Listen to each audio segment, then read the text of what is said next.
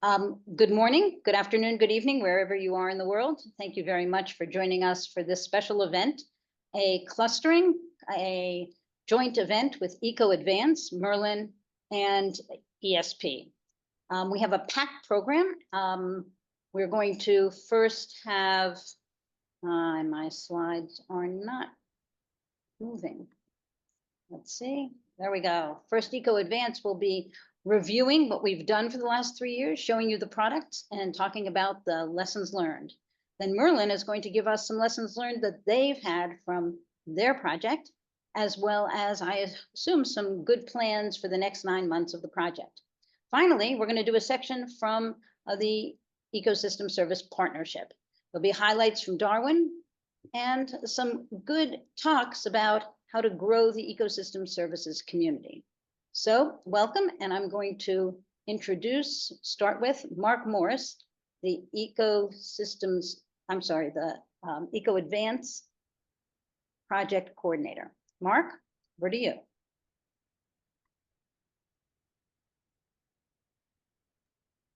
Thanks, Phyllis. Just to confirm, you can see my screen? Yes, we do. Yep, good. Okay. So I'm going to give you a quick overview of EcoAdvance, touching on the different aspects of the project, and then subsequent speakers will go into the products and the items that we've done in a bit more detail. So in terms of the goals and approach that we took to EcoAdvance, so the objective, as per the European call text, to consolidate recent advances in freshwater ecosystem restoration, but critically identifying factors that drive success and showcasing successful solutions in Europe. So translating that, the project tries to answer what are the different approaches, what knowledge is out there, what are the key factors that make a restoration project successful or more prone to success, and hence can people adopt these elsewhere? Can these solutions be applied elsewhere? Can we improve the chances of success so that resources are well spent or more well spent? So our approach was on focusing on finding people with their projects to share their experiences with others. So as you'll see, we undertook significant review and survey to try and identify factors that made projects more prone to success. We used this review and this survey data to develop what we call the prone to success checklist. And we have been showcasing people with their projects. And then finally, on the way, we identified the need to better communicate projects and understand what projects were doing. And we've developed the project visualization tool. We're not a huge project, 3 years, CSA project with $500,000 budget and 5 partners. So the overall approach looks simple, wasn't quite so simple and sequential, but review, consult, analyze, showcase. The process is more iterative than perhaps that slide gives the impression of, but those are the fundamental stages that we went through. Our focus has been finding people rather than projects. We find people first to understand what they've done, what their expertise is, what their work related to restoration is, so that they can then share their experience and recommendations with us and with the world. So really trying to identify what really happened, what made a difference, what would you do next time, for example. We're trying to get beneath the publicity level of a project. So we undertook online surveys and consultation for a significant portion of the project to start with, to try and identify different factors that are important in successful restoration projects. And then we used this data, we analyzed this data to create the Prone to Success checklist. These reports, or the data and the analysis and the conclusions, are what will be presented shortly, but also these deliverables which are coming out around about now will be available online if you wanted to go into more detail into the data. In terms of the showcases, eventually we will have nearly 100 showcases online. We have a bit over half of that at the moment. But as I said, these are focused on people sharing their experiences and their recommendations for future practitioners. In terms of the distribution and the structure, we cover all European member states, plus the UK, plus Israel. We're aiming at around 3 showcases per country. That takes us up to 90 or so. And each showcase is cross-referenced and searchable by country and technical topics, the P2S checklist factors which are referenced, the nature restoration regulation Annex 7 category related to the projects that the people are talking about, stakeholder type, showcase category, and so on. In terms of the structure, you'll find that we have a quick overview, as shown here, introducing the person, their role, their stakeholder type, and the reason why they were selected for a showcase.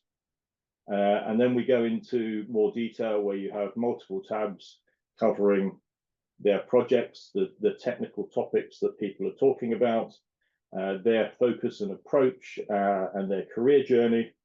And on the right-hand side, highlighted in red here, you can see that these are the cross-links to technical topics, to the P2S checklist factors and the nature restoration regulation categories. In terms of the visualization tool, communication is key. There are a huge number of factors involved in restoration projects. And any particular project may focus on some of those in particular aspects, particular areas rather than others. It's very context dependent. So how do you easily communicate what a project will do or has done? And for this, our partner Boku developed an approach to help present it visually, graphically. So this tool basically collates information about the project, whether it's the planned project or the current status of the existing project, and allows you to map that on radar plots. And there'll be a little bit more information about this later on in the session.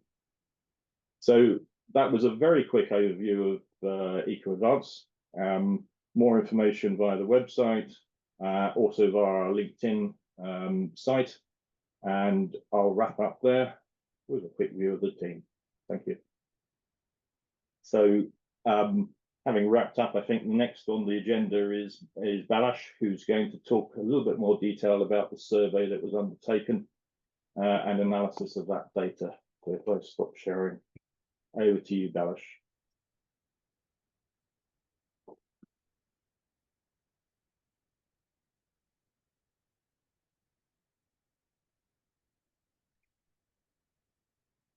You're still muted. We can't hear you. Sorry. Okay. Do the slides appeared? Yep. Okay. Good. Thanks. Thanks. My name is Balázs Lukács from Hungary. We were responsible for the survey, for online survey. Oh, yes. Our consultation process was aimed to create the foundation of the Prone to Success checklist.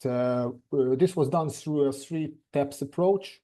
To support the survey process, we developed an online registration system together with an initial survey, and then we launched a follow-up main survey. In this presentation, I will try to summarize the main conclusion of the main survey, which is so the initial survey and our literature review identified the major topics and questions which is relevant for the restoration projects.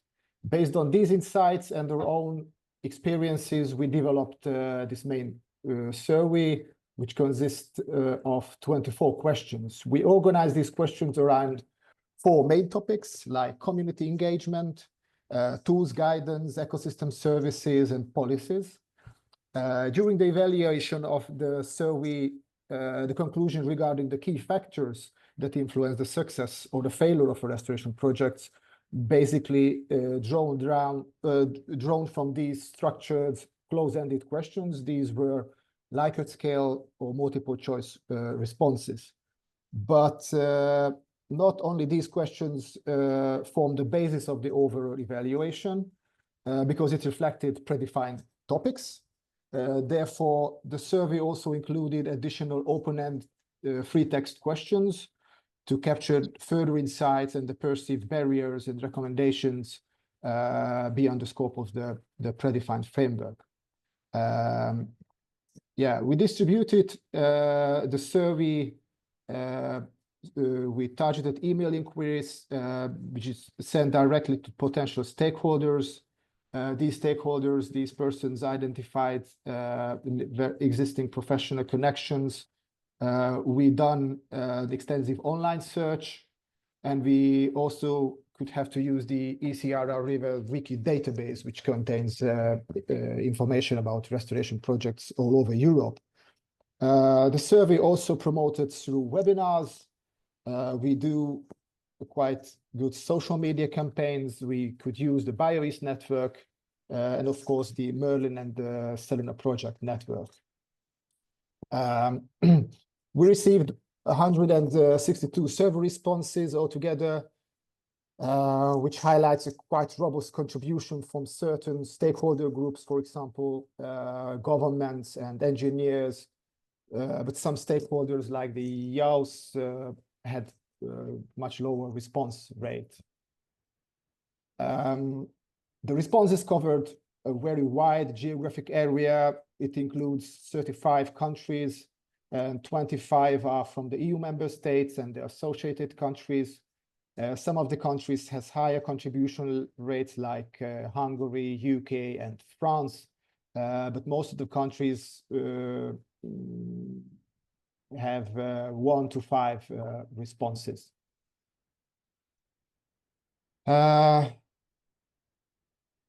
In the ecosystem services and the reference conditions, regarding the ecosystem services, we set several questions in a separate topics. In this topic, the questions ask the importance of understanding and prioritizing the ecosystem services in restoration.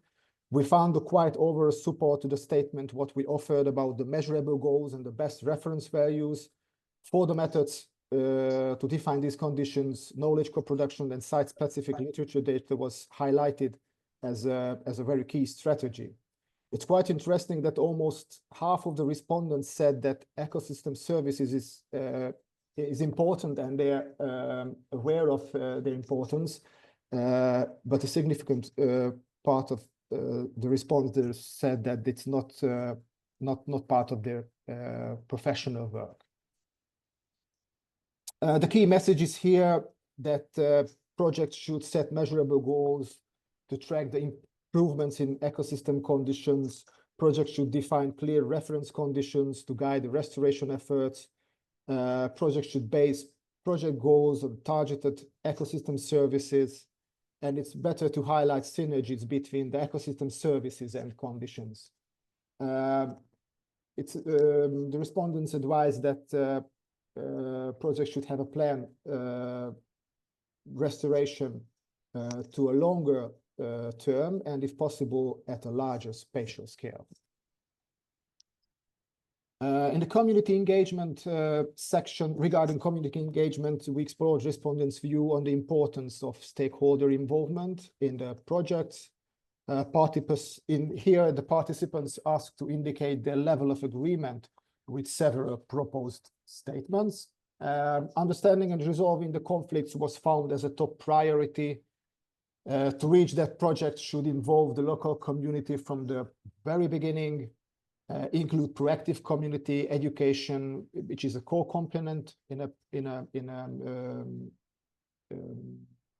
here, and the project should ensure a transparent and inclusive local planning process, and the project should prioritize the stakeholder engagements through a face-to-face and on-site meetings. To plan and implement restoration projects, one needs to know ways of working solutions and have sufficient knowledge for analyzing and finding the right solutions. Therefore, we assessed what types of data and tools the participants found as most important. In these questions, there was a broad agreement among the respondents that these practices can contribute significantly to the success of a project outcomes, like using historical ecological data as a baseline. Projects should rely on scientifically validated restoration methods. The project better to integrate diverse set of indicators, include the biodiversity, the water quality, hydrological parameters, and monitoring programs.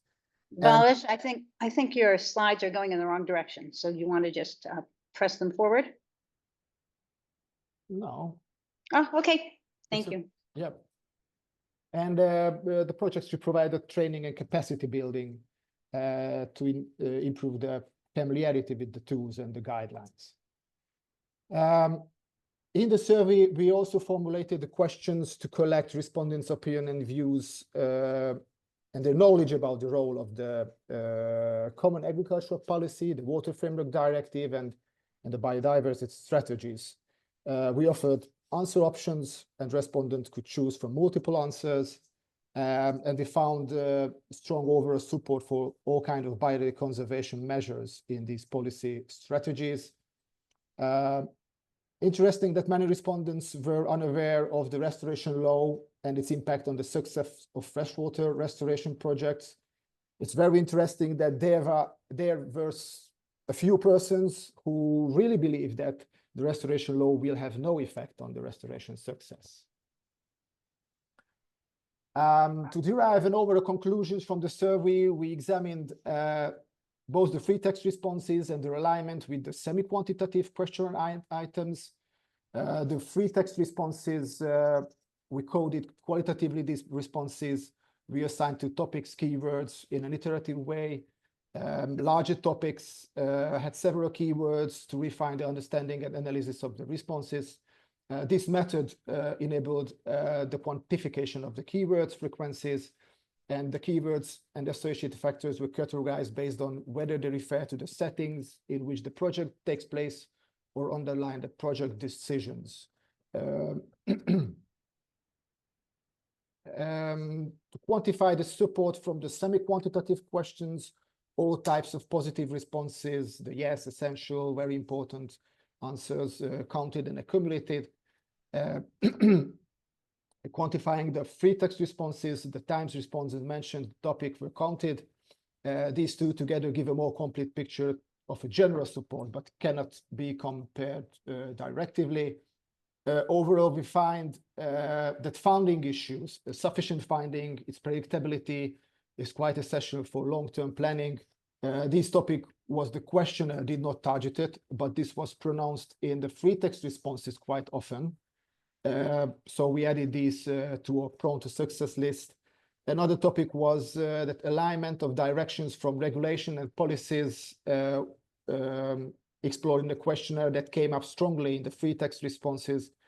This reflects on the need for actual political will and enforcement.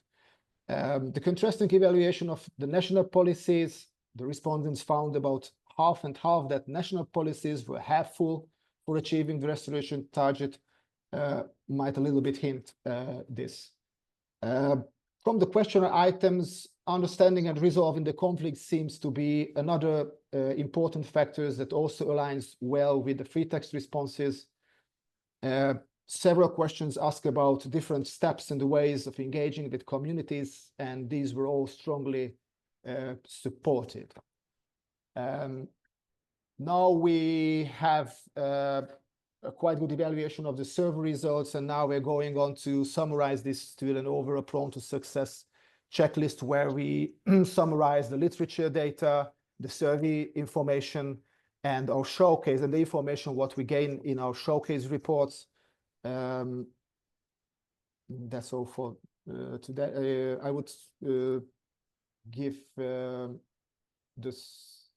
floor to Lisa, as I know, who will present on some aspects of the Prone to Success checklist and its visualization tool. Thanks.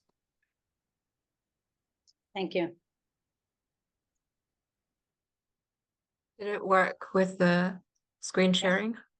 Yeah. Okay. Good morning, everyone. I'm quickly going to present on some lessons from the literature search that we did in EcoAdvance, and also present to you the freshwater restoration project visualization tool, which Mark already mentioned. So in EcoAdvance, we looked at a lot of scientific literature, but also great literature of the past 20 years. And we try to identify some trends and also what has been out there to understand how success is being defined in the past when it comes to freshwater ecosystem restoration. And just to give you some key insights, we looked at some terminology that was used in the past. So for the first phase that we identified, it was mainly characterized by the Water Framework Directive and also the first cycle of the river basin management plans. So the focus was a lot on the status of freshwater ecosystems and also the terms of water quality. The second phase broadened this whole wording, and things like climate change came up and biodiversity emerged, reflecting a growing awareness of the interconnectedness of climate dynamics and also the preservation of biodiversity. And the third phase, new keywords emerged, such as nature-based solutions, resilience, and also ecosystem services.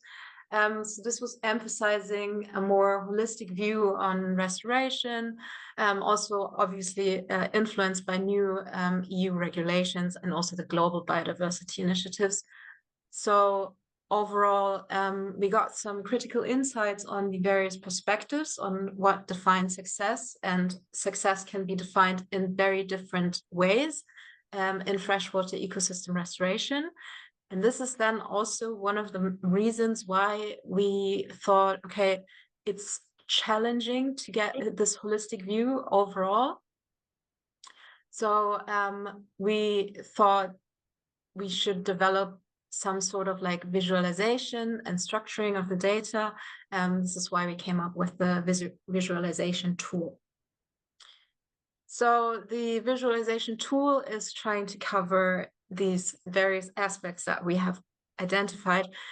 So ecological aspects, but also hydromorphological aspects, also ecosystem services, social aspects, political and technical aspects.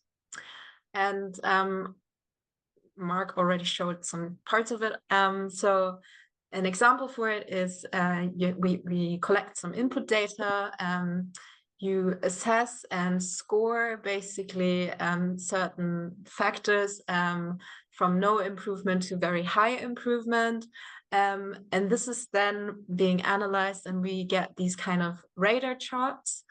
And you can either focus on one of these aspects that I already talked about, so hydromorphological aspects or ecological, but you can also get an overall score if you've scored more aspects. We see what your project is focusing on, for example.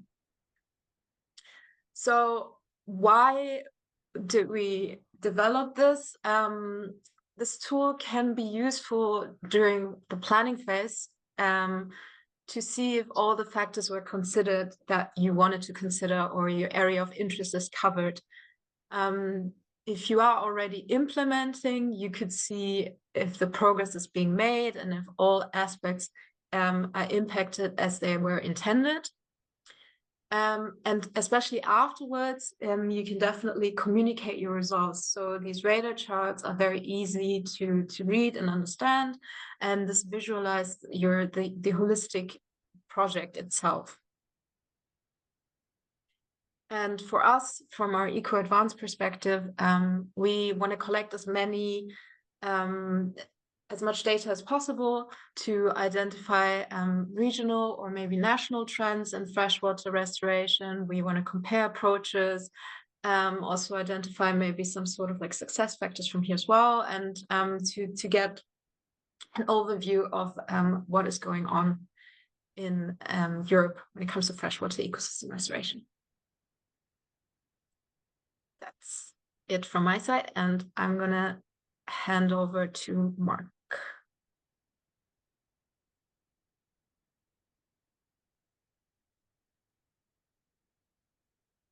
I'm back. You caught me discussing policy slides with Balázs, ready to answer the questions in the chat. Anyway, I shall give you now finally a few more slides on the Prone to Success checklist and where we're at in developing the checklist. Phyllis, just confirming that you can see this on screen. Not No? yet. All right. Okay.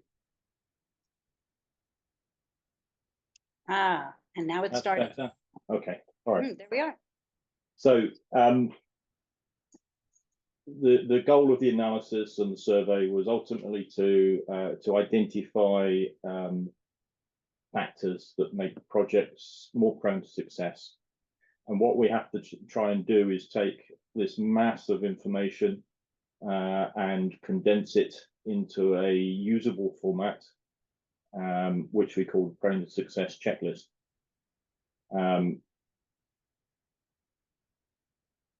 In terms of the factors themselves, I think it's fair to say that what is deemed to be success is very context dependent.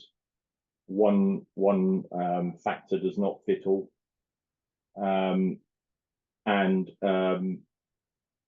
What we will do through the P2S checklist is provide suggestions for aspects to focus on. It doesn't matter what recommendations you make, you have to ensure that that fits within the context of your particular project or projects. So as you heard from Balázs and from Lisa, the development process has been to survey, to process, to try and identify recurring factors, recommendations. It has not been a process that's been done in series. We had the literary, the surveys, showcase interviews. We start developing our showcases using preliminary P2S factors, and then as we develop our showcases and we undertake those interviews, we try and integrate those messages in towards this final P2S checklist. And this is pretty much the state where we're at the moment. I showed you this slide earlier on, and on the right hand side there you've got the P2S factors. We are tracking and linking P2S factors, nature restoration regulation categories, and so on across all of the showcases to try and make this more user friendly and searchable. And ultimately the P2S checklist will be produced in two formats. One will be the report, and another is an online version where we will try and guide the user through different categories, navigate through the P2S checklist. The real challenge here, as I started off by saying, is how you condense this massive information into a format that is easily digestible and is easily navigable by the users. Now, we had hoped to have this completed by now, but we haven't quite made it. So this is being finalized right now, and these results and tool should be online by the end of the month, as in the end of July. You'll find them on our website. If you go to EcoAdvance.eu, go to the Prone to Success area, and all the products will be produced there. Okay, and that was a quick run through of the P2S checklist. So I'll stop sharing. Okay. There. Thank you very much. All right, thank you very much. My turn to kind of talk about the one of the main products of EcoAdvance is our showcases. And just to kind of explain what we wanted to do is we wanted to really focus on people who are behind freshwater restoration in Europe. All their accomplishments, their expectations, their advice on how other people can do it a little easier, what would they have done if they had an opportunity to do the same project again? So let me share my screen and tell you about the objectives. Let's see if I can get this in presentation mode. Can you see that? Yes. Excellent. So, as I say, it was a unique people focus. It wasn't just a collection of case studies. We tried to illustrate the pathways that people found to impact for others to follow. Very often you're in the same situation as someone else was in a different context, and there's some good advice that you can follow. We wanted to highlight evidence of innovative restoration approaches throughout Europe. So we did talk to people in each of the member states, as well as the UK and Israel. We wanted to build a foundation for upscaling restoration by inspiring others, by empowering others, by understanding some of the journeys of the people who have been successful, have had to go through, and so people can understand. Sometimes it looks like there's a big wall in front of you, but you need to find the window. We wanted to show that it can be done and how you can do it. The critical role of science, and we have 4 kinds of showcases. We have the Did It showcase, so the people who are the practitioners and actually did projects on ground. We have the Star Scientist showcase to show the critical importance of basic research and the variety of different types of research that's done in the context of freshwater restoration. And we wanted to show that individuals make a difference, and that freshwater champions, another one of our categories, are the people who didn't necessarily do an actual in-ground restoration, but they've created enabling programs, they've created data systems, they've created programs in their own governments, they've championed freshwater restoration. And we wanted to extract the factors that can help make restoration successful, particularly from communities that have gone through an entire journey of restoration. And we talked to the people involved in those. How did they get their community to move forward? And how does that demonstrate the factors that help make restoration successful?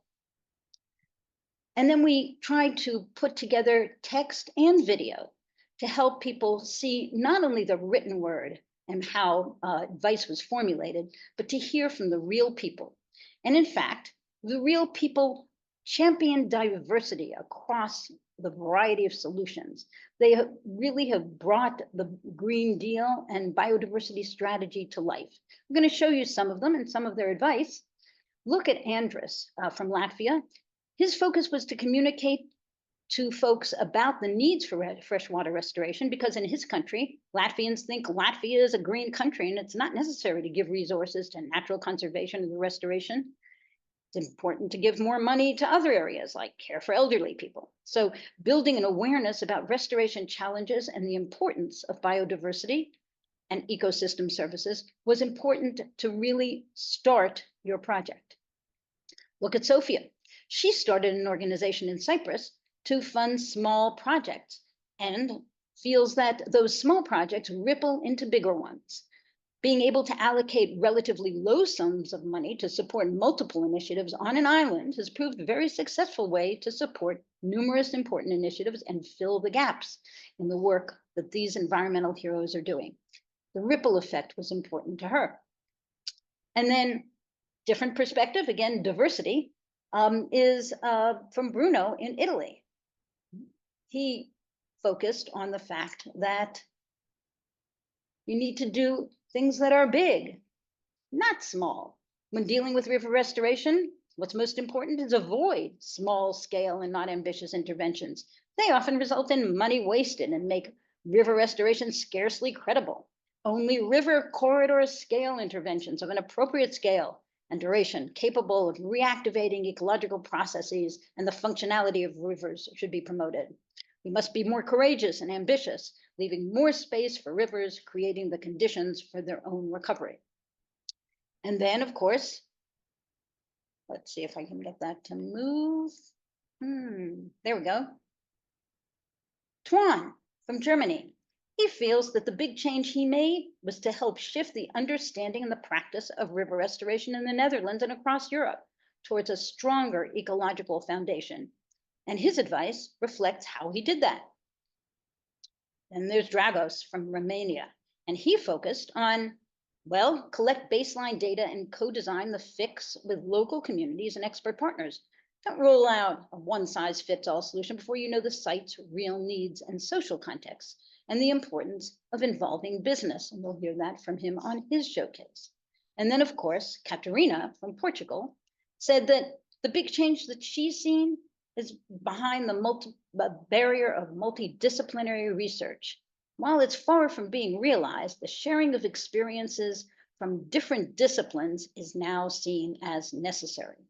And so these real people are bringing the Green Deal and biodiversity strategy to life. Karen Olsen in Sweden, her big change, and the big change that she felt that she made, was to get a national water conference going. I do my best to raise awareness and influence Sweden's water manager and decision makers to take actions for better ecological status and conservation values for aquatic habitats and species. Of course, there was Yoni from Latvia, who said her big change was that she helped make national policy changes regarding dam removal, including change in the Water Act that states that obsolete dams have to be removed. Alexander in Slovenia implemented projects that represent the largest river restorations of any Slovenian river. He explains how he did that. Ellis from the Netherlands, one of the creators of the Room for the River, says that it's not just about technical solutions. Technical solutions are only part of the equation. People-oriented solutions like capacity building or institutional embedding also play a major role, called enabling environment. That's important too. Listen to her discuss that.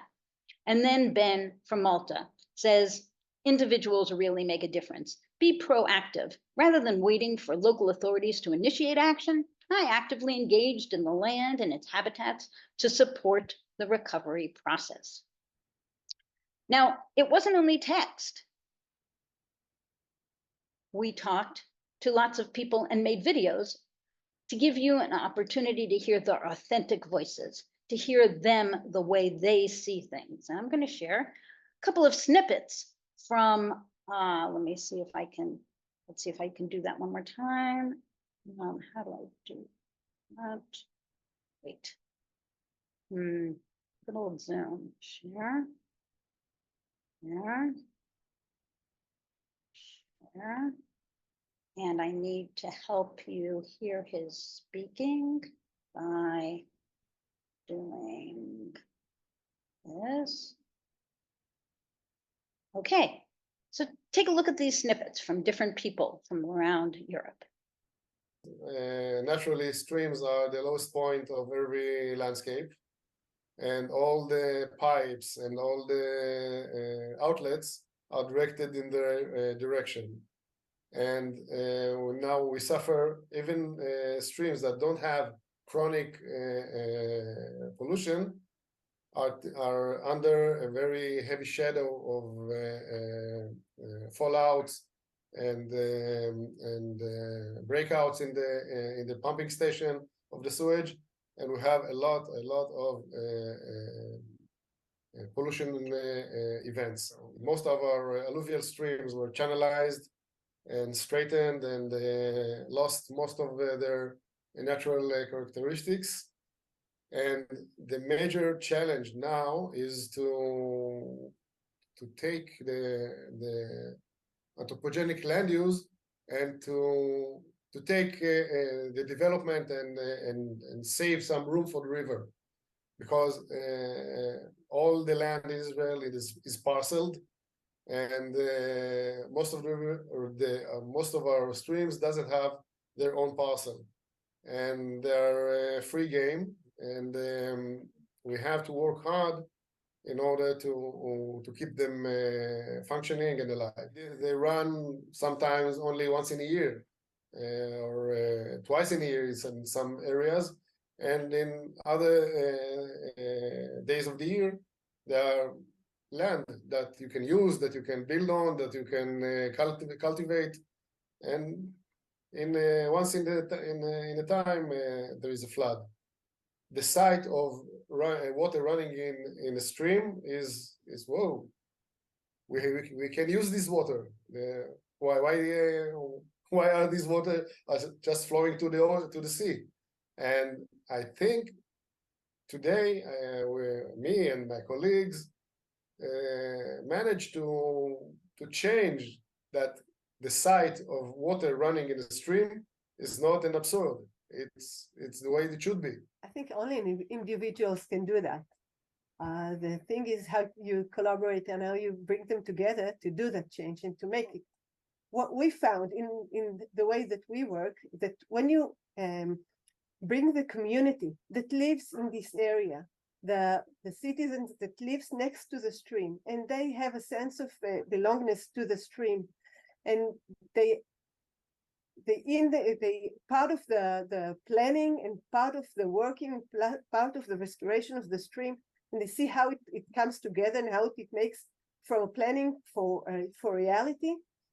The sense of belongingness that they have to this project, to this stream, to this nature is much stronger, and they help to keep it together. I think we cannot uniquely look at the conventional approaches, but we need to start accelerating the uptake of nature-based solutions managed in a smart way for water pollution control, for rain retention, for also supply, as we need to have a more circular urban water system. Instead of trying to do large actions, large activities with huge budget that you think could save biodiversity, you could have small actions, small individual, one by one persons doing their small kind action in the nature to help a reptile or a bird or a small mammal to drink some water. And those actions are the actions that are going to have the large impacts. All of these restoration activities and also these projects, they are, even if you're having a certain mindset how you want to proceed in these projects, they're very site specific.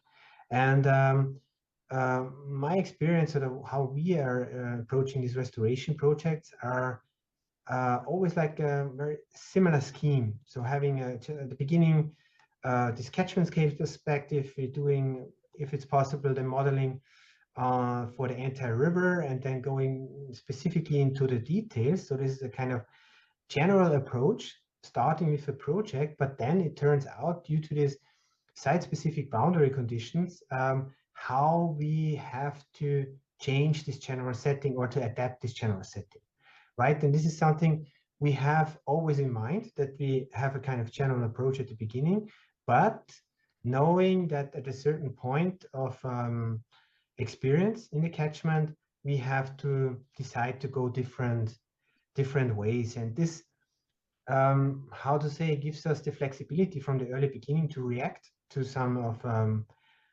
troubles we have not had in mind at the beginning, and then but with the opportunity to still move straight forward, right? Go for it. I can understand. I can just add, go for it and talk about it. That you just need to get the society on your part, even maybe before the project is implemented.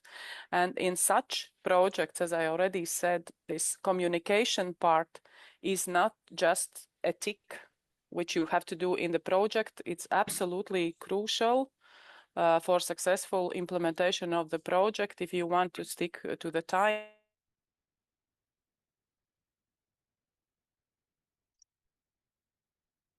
And so you've heard a number of different voices saying different things, because one size does not fit all. And I'll transfer it over to Susanna to explain some of the experiences she had in doing the project. Susanna? Yes, thank you. Could you hear me? Fine. Do you have my first slide, please? Yes, I will One second, I'm gonna get it and share it. Just one Thank you. moment, please. Actually, you listened to it. We have more than 100 showcases, and we try to connect some showcases and start some collaboration and clustering. And for this, we selected one big project, Dahlia, which is thank you, Phyllis. Now it's visible. Just Do you see the whole, do you see the whole thing? put it to presentation mode if it's possible. I hope that does it. And this Dahlia project is financed by Mission Water and Ocean, and is about freshwater restoration. It's not. Okay, let me, I'm sorry that that did not work. My apologies. No problem.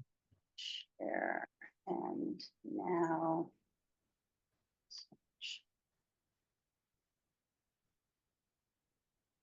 There we go. Okay, thank you. And it's about freshwater restoration. And in this project, we have about 10 demo sites and 9 replicators. And we selected some of the demo sites, which are very crucial for the Danube area, to be the showcases and explain some visions and challenges in implementation of the freshwater restoration project, very different one. We have 2 from Hungary. One is the large-scale floodplain rehabilitation, which is close to Slovakian border. And on this showcase, it was demonstrated how it's very important to cooperate with local and regional stakeholders and community from the beginning, not only on one side, but as well in transboundary level, because this is the huge problem of Kapčíkovo-nad-Maros reservoir here, which is influencing Hungarian side. And it's just 40, 50 years ago, started without involvement of stakeholders. Until now, there are huge problems which are influencing connectivity of the Danube here.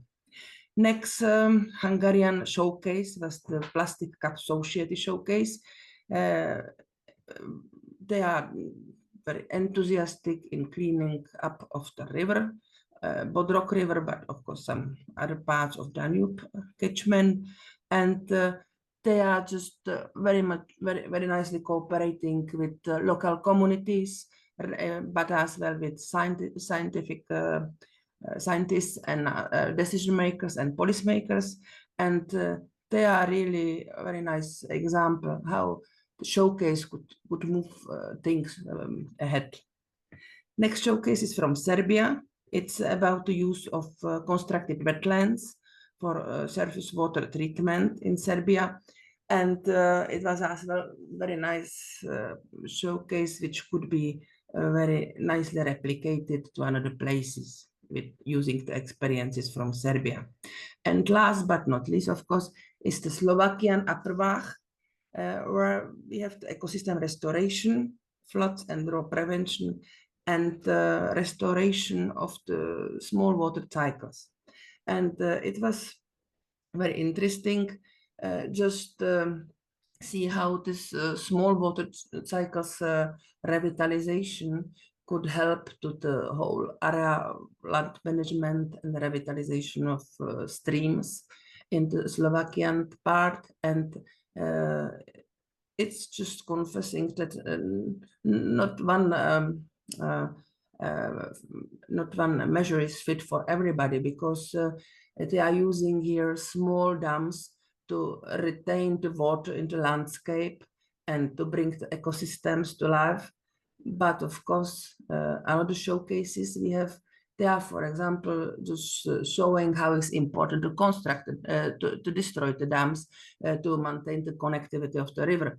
Because it's very clear from such showcases and comparison of showcases, this is depending on the historical background, on the people who are involved in showcases, and on the geographical context. Please just could you pass all the slide to me now, because I'm probably That's taking so much time. Dus good. from all showcases, it's clear that individuals make difference, and that really no one size fits all, and solutions must be prepared for local needs, and stakeholders and communities should be involved in the cooperation from the beginning, where of course the science is playing a critical role, but without stakeholders and policymakers cooperating, it's not, it cannot do so much, because it's very important to use the science in a local context. Dus this is about the showcases in and clustering in Danube area. Thank you, Phyllis. Great, thank you so much, Susanna. I think that the 3 years of working together has taught us all that diversity is one of the strengths and pillars of freshwater restoration, that the ability to look at different solutions in different contexts makes a big difference. So I'm going to now turn it over to the questions, and let's see if Mark, can we get you to, and Balish, do you want to put your camera on, and we can just, Lisa? Great, can you put your camera on? We can kind of talk about some of the challenges. I have to confess that when we divided up the countries and every one of the partners took responsibility for a number of countries, none of us knew or realized how challenging it would be sometimes to get people to come forward and to agree to be visible as showcases. You know, you're out there, you're on the web, somebody looks at what you say and might take it in a different way. And so I know we found it challenging to get people, but I think that one of the things we're extremely proud of is that the people we have persuaded to be showcases are making big changes and really improving and advancing freshwater restoration. Mark, thoughts? Yeah, no, I guess you're responding on the prone to challenges in general and challenges in the prone to success checklist. I mean, surveying people and asking people for interviews and their thoughts is challenging because everybody's keen to help, but everybody has too much work on their desk. So encouraging someone to take half an hour or an hour out of their schedule is not easy. So it's been a challenge for us to find different routes and different ways to engage with people. And then in terms of the P2S itself, having collated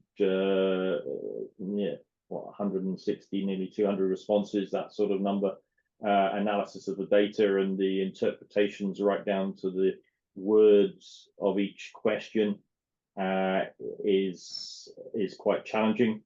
You only get really one shot at this, so you do your best to create a survey that asks the right questions without any bias, and then you see responses and you think, oh well, maybe we should tweak this a little, tweak that. Anyway, so it's been challenging to get there, but we're at the stage now where we have a lot of data and a lot of information, and as I tried to put across in when I was presenting earlier, how we condense consultation and interviews from a couple of years' work into a format that you can read in 30 seconds. That's again a communication challenge, which is it's quite challenging.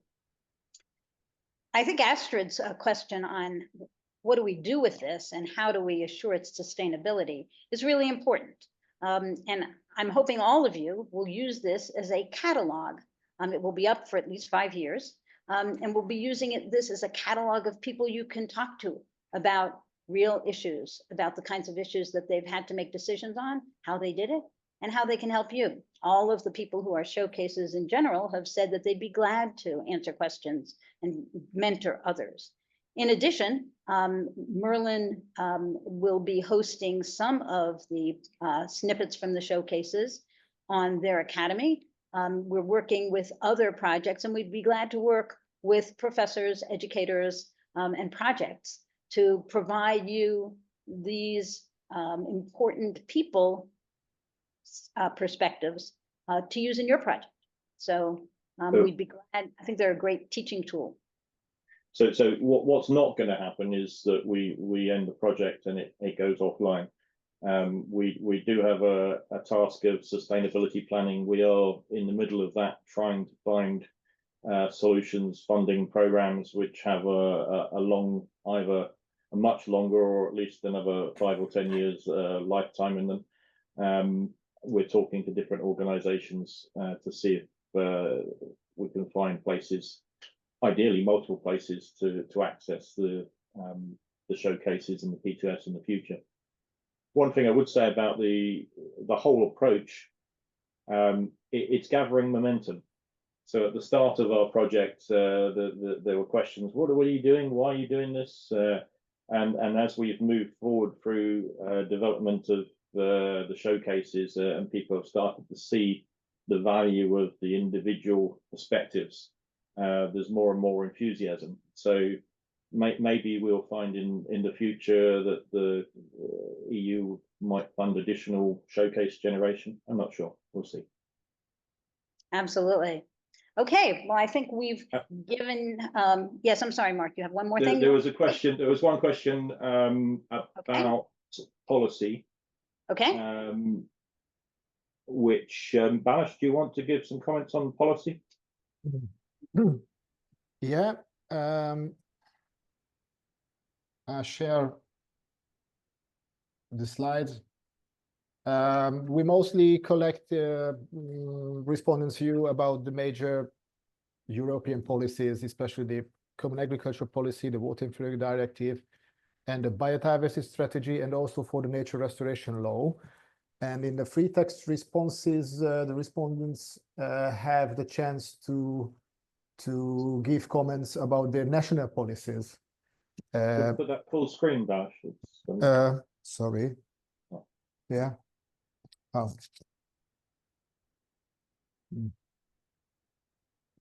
Oh. I'll say stop sharing. Yeah. Yeah. Whilst Balázs is getting the screen up, one of the requests we've been asked to do is to provide a condensed summary back to the Commission on policy regulation related issues. And that's something which we're working on this month and next. So the data that Balázs will show here is sort of general from the survey, but there were quite a lot of free text comments, I think, which we need to pick through. We offer here in the policy section, we offer the multiple choice answer type questions, and of course the respondents mostly agree or choose almost all the offered answers. The most useful answers get in the open text questions, where the respondents could honestly share their view about the policies, especially for the national policies. The major I should have to open the report because not everything is on my mind. About the country's national policies, people usually said or often said that the availability of the national funding, which influence their work mostly, and it's quite important that the rigorousness in the implementation of the national legislation was another key factor that's signed as an important factor. And also a lot of responses get or said respondents says that they often face with conflicting priorities between the policies, especially on the conservation, restoration, and economic growth in agriculture. And here the respondents said that often repeated their criticisms towards the harmful, subsidized, and high administrative loads about the policies. The harm and subsidies mentioned in relation with the common agricultural policies. They mostly, almost all the respondents said that it's not supporting their restoration aims. Great, thank you very much. I don't want to eat into the MERLIN time too much. And so I want to thank all of you. And if you have additional questions, you can put them in the chat and we'll try and get back to you and answer them. If you're going to just stop your share. Yeah. Okay. Yeah. Great. Thank you. Okay, and I am going to thank the team and turn it over to Astrid for the MERLIN section. Thank you, Astrid. Yeah, welcome everyone. Basically, I will give the floor immediately to our coordinator, Sebastian, who will introduce the MERLIN project to you, and I'll only come in a little bit later. Yeah. Okay. Thanks, Astrid. Thanks, Phyllis. Thanks for having me here. Sorry, I was absent due to a doctor's appointment this morning, so I'm back in full strength and just fresh to get some provide you with some input from the MERLIN project. Well, there are many stories to tell about the MERLIN project, and this is one of these, which we have called Freshwater Nature-Based Solutions, Turning Systemic Goals into Real-World Impact. Within MERLIN, we understand restoration as a nature-based solution, and here comes in the concept and ideas, amongst others, outlined by the IUCN, or not only outlined, but really explored in depth. And we connect this with the ideals or with the plan of implementing a European Green Deal. Well, we all know politically this is has gone a step further right now, but the overall ambition is still valid for sure. It's very much towards the need of societal transformation. So within MERLIN, we follow a dual approach. So we come from case studies, bottom up, understand, okay, what are the local needs and regional needs, and what conclusions can we draw from these. And we also have a top-down component where we try to support, broad scale or even EU-wide policy making, and look into the needs of the economic sectors to bring in nature-based solutions and thinking and implementation of nature-based solutions on this level. So for this presentation, I will show some highlights from bottom-up and top-down approaches within MERLIN. So in MERLIN, we are learning from best practice, and these are 18 different restoration cases, freshwater restoration cases, and I provide you with a few examples. For instance, almost iconic barrier removal to allow for free-flowing rivers. This is a case study that we investigate in the north of Spain, in the Basque country.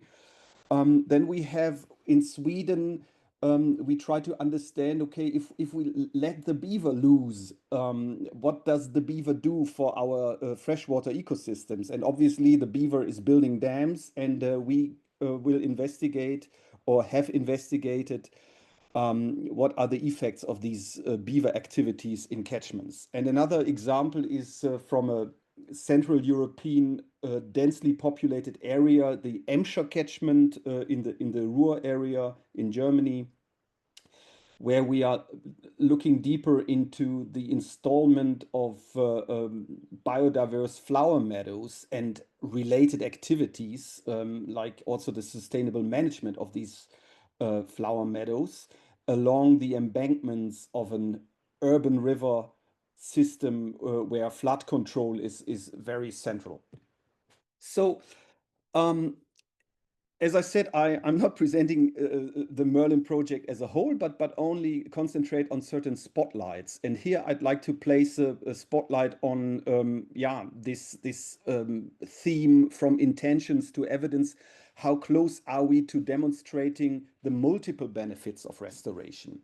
And when I talk about multiple benefits, the Merlin project was concentrating on the Green Deal criteria, allowing for a systemic, broad scale improvement of not only the environment but also of socio-economic elements within the society. And you can see all the different criteria that we try to cover within Merlin as intentions on the one hand, but also then the question from a empirical monitoring, how are the intentions fulfilled, looking into the cases after certain measures have been implemented.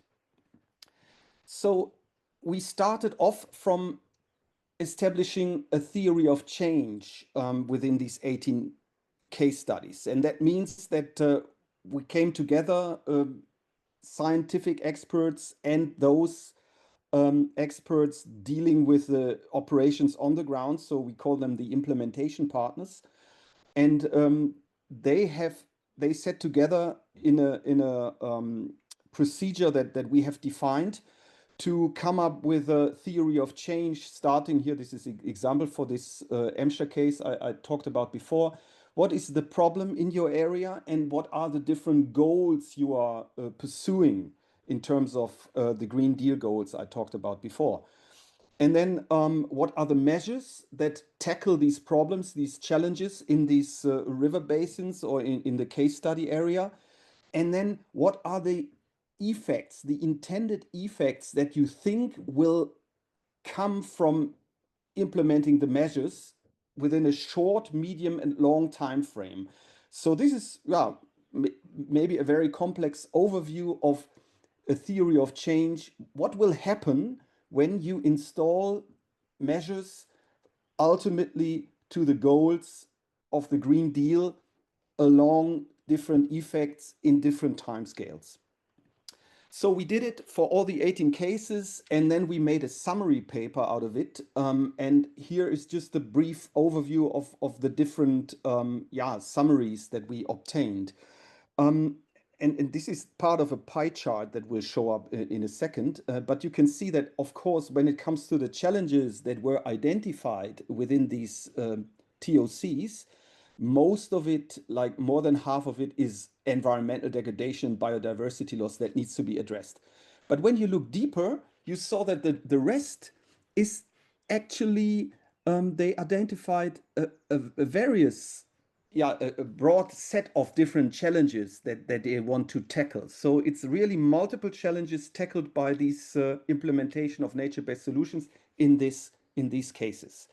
And when you look onto the portfolio of measures that are implemented in these cases along these 18 different case studies, you see that almost half or even less than half are exactly these nature-based solutions and ecosystem-based approaches that we are tackling. And these can then be subdivided into individual nature-based solutions. I don't want to go into detail here, but it's quite a broad spectrum in this regard. But more than half of the other measures implemented to tackle these challenges are ranging beyond these nature-based solutions. So it's really about implementing policy instruments, management and planning, coordination, cooperation, and networks. Then financing and incentive instruments. Even gray options come in here within these cases. Information and awareness raising and capacity building. So we would even argue that beyond these physical measures, you also have these soft measures which you always have to understand in context and in combination with physical measures. Okay, with regard to the impacts, the restoration impacts on the Green Deal criteria, we were then looking into what goals did these TOCs, these case study specific theory of changes have identified. And what you can see here, the different shares of goals they want to pursue. And we have now simplified it into the share of goals that shall be impacted according to those TOCs, into environmental criteria, the bunch of environmental criteria covering more than half, then 1/4 or less than 1/4 social criteria, and less than 1/4 economic criteria. And what we have done, so this is kind of the intention that they had, the cases had. And then we were saying, okay, yes, we always have these intentions, high-flying intentions, and say nature-based solutions are solving every problem on the globe. But what is behind it? Let's go and measure and have real data, empirical understanding of the impacts. And we have developed a monitoring framework to really cover these different holistic or systemic schemes for the impact. And we were analyzing data, monitoring data from the cases. And we used certain indicators to do so. These are examples within the environmental criteria. We were asking for the species conservation status of the Habitats Directive. We were modeling the greenhouse gas emissions in these cases.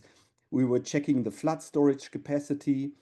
Then social criteria, it's really how much engagement did we foster with regard to participants in stakeholder meetings of these information events.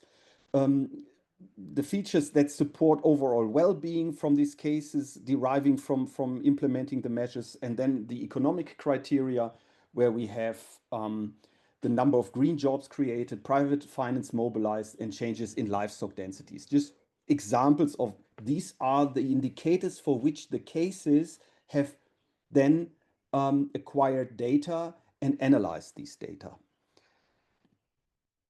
And this was done before implementing and after implementation of these measures. And what you can see, the actual evidence that we got and analyzed, there's quite a positive picture with regard to the impact. So if we distinguish between positive impacts, no impact, and negative impacts, you see that across these different groups of Green Deal criteria and relevant socioeconomic and environmental criteria, we have an overwhelmingly positive impact that these data were showing. But when you look into the confidence levels, so well, there was a procedure in place to check whether there's high or low confidence with regard to the data that they have delivered. There is still some headroom, as you can see, with always more than half of the delivered data showed a high confidence, but there were also data that were not really convincing in terms of the noise it made or the impact it showed. And then we were also looking into, okay, on the one hand, you had your high-flying ambitions, which you have expressed in your theory of change. And on the other hand, you have actually provided data to allow for checking whether you have approached these high-flying expectations. So it's like a ratio measured restoration impact to intended restoration impact from the theory of change. And what you can see here is that, yes, there was the intended effects were covered almost fully by also the data that they have provided. But this ratio just went down when it comes to the social effects intended in compared to what empirical data was actually available to check whether you have approached these ambitions, and then even went further down to the economical data. And then we were also asking, okay, how do you judge, how did you evaluate the adequacy of the data of the monitoring scale for the data that you have worked with and provided. And we distinguish between the spatial, whether the data really covered the spatial dimensions that are relevant with regard to the effects expected, and also the temporal scale. And what you see here is that, yeah, the respondents were not always fully convinced that the data that they have acquired and then also used to evaluate the effects, that they always match with the scale that were expected where the music plays, which adds up to this confidence level that I talked about before. Okay, so just to sum up this part of the presentation, bottom-up focus, how close are we to demonstrating the multiple benefits of restoration? The first point is, yeah, the empirical monitoring shows an overall positive impact, which is slightly tempered by the limited confidence of the data that we work with. Then we could identify some kind of intentions to evidence gap, which is larger for the economic impacts that we have measured compared to the social and environmental impacts. And then there seems still to be a scaling mismatch with a need for a finer scale data or indication that I talked about some seconds ago. Okay, coming back to this starting slide, and now just a few words about the top-down approach and a very condensed and short version of what we actually do in MERLIN. We are very much concentrating on how the economic sectors can play a role in sustainably implementing nature-based solutions and the notion of using nature-based solutions in their operations. And we are covering the agricultural sector, hydropower, peat extraction, navigation, water sanitation and supply, and the insurance. And we are checking, and this is a very abstract version of what we are doing, the readiness level in a way towards implementing these nature-based solutions. Yeah, a short summary of what we have done and what we are still about to do. The project will be running until March next year. So there's, well, it's the harvesting phase, so to say, of that project. We have started building a community of practice, having economic sector representatives, inviting them to join us on our voyage to upscale nature-based solutions. We have been starting or even have completed co-creating sector strategies to scale up freshwater nature-based solutions. And we are now working on a cross-sectoral route map that allows for mainstreaming freshwater NBS into policy and practice. And as I said, this was done already, and this is still ongoing, something to be expected by early winter this year. A brief overview of these sectoral strategies, and we produce also these nice infographics. I just go quickly through it. So what is a nature-based solutions for the water supply and sanitation sector is very much any measure in the catchment that enhances water quality, ecological health, and the water cycle. And then we identify challenges and actions. I don't want to go deeper into that, sorry, because time is limited. All around a certain vision within this economic sector that may help mainstreaming nature-based solutions. And well, there's quite some material available on our website, and this is a QR code that may help you reaching this material pretty quickly. And my conclusions from this part, and after my presentation, there will be Astrid talking about the academy. I didn't say a word about the academy at this point, but I know, Astrid, you will have full time to go into that. So when we deal with restoration, also thinking about restoration as a nature-based solutions, it's super relevant not only to ask, okay, where are my mayflies and caddisflies and nice macrophyte stands and all this ecology in the river and around it, but it's very much central to ask what's in it for society. Then a crucial step, because we are all just praising nature-based solutions is the solution for quite something, and of course we need to demonstrate it with evidence, and it's tricky. It's really tricky, and also think about it in with regard to adopting some adaptive management thinking. Here evidence is super crucial. Monitoring evidence helps us to understand, are we moving in the right direction, or do we have to somehow adapt what we are doing? And finally, it's very much mainstreaming that comes with engaging the economic actors. So try to find ways to really bring our system of money and benefits and welfare around economic aspects. Try to somehow bring it into the boat. It's not easy. It's super tricky, and it won't be achievable, say, within a year or two, but it's worth concentrating on for sure. Yeah, so that's my contribution. Thanks for your attention. Okay, then I will immediately take over as time is limited.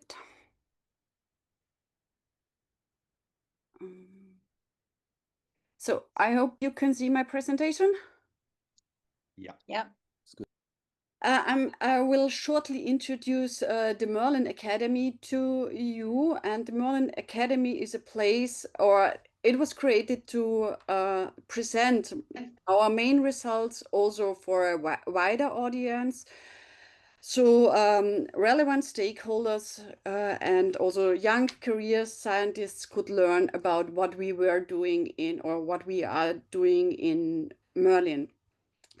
And the academy consists basically of 4 parts. We have learning modules that I will show in a bit more detail in a second. Then we have the knowledge center, we have a webinar, and podcasts. So the webinars, we have started with having webinars right at the beginning of our project. So meanwhile, we are with number 32. So we had 32 different webinars that are all available on our website, and where you could learn more about what we did. So we had presentations with topic ranging from practical experiences of nature-based solution implementation, but we also had policy topics and alternative financing strategies. So and as I said, everything was recorded and is available within the academy section of our website. And additionally, to that tool, we started to produce podcasts. And also here we tried to tackle different topics in the different episodes. So we have 11 episodes so far. And the latest one is communicating why freshwater restoration is vital. And this is especially interesting because it features 4 early career scientists and their view on ecosystem restoration and nature-based solutions. And the third part of our academy is the Knowledge Center. So the Knowledge Center is a resource where you can find information related to restoration in general, nature-based solutions and their benefits, information on ecosystem services, information on biodiversity governance, administration, and so on. So you can, as you can see in the top here, you have a search field where you can search for any term, but you also have on the left-hand side a menu where you can actually filter for whatever you are looking for. So if you're looking for a data set, you just set this filter. And you can also filter for different languages and for different topics. And we are featuring more than 200 different resources in this knowledge center. But we are open to add more. So if you have anything that you would want the public to see or to find, then you can send this information to us and we will add it to our knowledge center. And the most relevant part, as I see it, of the MERLIN Academy are the learning modules. So this is an online learning place where you can register and you have access to the different learning modules at any time. This is an interactive learning, and it features learning at your own pace. As you will see in a second, it also allows you to keep track of your learning process. We have in these modules, we have different videos and also the recorded webinars. And we also feature the slides of the presenters and explanations of terms or further reading lists. And in the end of each module or sub-module, we have quizzes so that you can actually test your knowledge. Up to now, we have 2 modules that are ready. So module 1 is dealing with implementing and evidencing freshwater and wetland restoration. The module 3 is the economics and financing of freshwater and wetland restoration. And module 2, we are about to finalize this, which talks about engaging how to best engage stakeholder into your wetland and freshwater restoration. And from here, I want to go to the live site. So can you see my browser now? So these are the learning modules. If you scroll down, you have a little bit of general information. And if you scroll further down, then you can see the modules. So what I didn't mention yet, there will be a, there will be a 4th module on catchment scale modeling, and we will also feature a 5th module that will show you details about our case studies, so case study experiences and challenges. And if you then click on, for example, this module, you will be taken to the module website where you can see the learning outcomes, and then if you click on the enroll button, you will be taken to the module itself. And here you can see on the left hand side you have the different sub-modules of this module. And if you click on this little arrow, you will see the different chapters in the sub-module. Yeah, so this is starting with an overview, for example, then we have different videos. And whenever you have finalized something, these things will be filled, and then you will see how far you have come. You will also you can also see it over here. So I completed 3% of this module. So I'm not sure whether you can hear this. Sustainability Group in Edinburgh, Scotland. I am the manager of the MERLIN Academy Module 1, titled Implementing and Evidencing. Sorry, can you hear the audio? Yeah, yeah, we can hear that. Freshwater and wetland restoration. Monitoring freshwater and wetland restoration is essential for effectively scaling up nature-based solutions across Europe and providing the evidence to support transformation in society and industries. In this module, you will learn about the philosophy of nature-based solutions and the concept of holistic restoration planning, monitoring and evaluation. The module is divided into 7 sub-modules: policy context, restoration planning, monitoring restoration, monitoring impact, environmental criteria, social criteria, and economic sectors criteria. In the policy context sub-module, you will learn about the concept of nature-based solutions and explore the EU Nature Restoration Law, as well as the European Green Deal. In the restoration planning sub-module, you will delve into river basin management planning and explore recommendations for national and upscaled implementation of restoration measures. You will then move on to the monitoring restoration sub-module, which will guide you through the theory of change strategic framework, explain how to set SMART targets, how to use the IUCN online self-assessment tool, and how to monitor the implementation of nature-based solutions. In the Monitoring Impact submodule, you will learn about how context can influence the scope and feasibility of restoration projects. You will also learn about benchmarking impact and the before-after control intervention or BACI monitoring design, and how this all ties into the EU Green Deal criteria. The environmental criteria submodule will illustrate how to measure the impacts of restoration on biodiversity, river connectivity, pollution, and climate regulation and resilience. In the social criteria submodule, you will learn about monitoring inclusive participation and governance, and evaluating the impacts of nature restoration on health and well-being. And finally, you will delve into the economic sectors criteria, which will explain more about how to monitor the success of water restoration measures with respect to aspects of the circular economy, green growth, sustainable transport and energy, and the agricultural sector. The module is taught by experts in the field of nature restoration. Each video features a further reading list with additional resources, and each submodule comes with a quiz that you can use to test your understanding. So I want to welcome you to the first module of the MERLIN Academy, and I hope this learning will be useful in your restoration projects. So enjoy the videos and thanks for listening. So Erica said it very nicely. These modules that we offer, these learning modules, are taught by experts. So all the MERLIN experts contributed their knowledge and their MERLIN experiences, and this fed into the MERLIN Academy.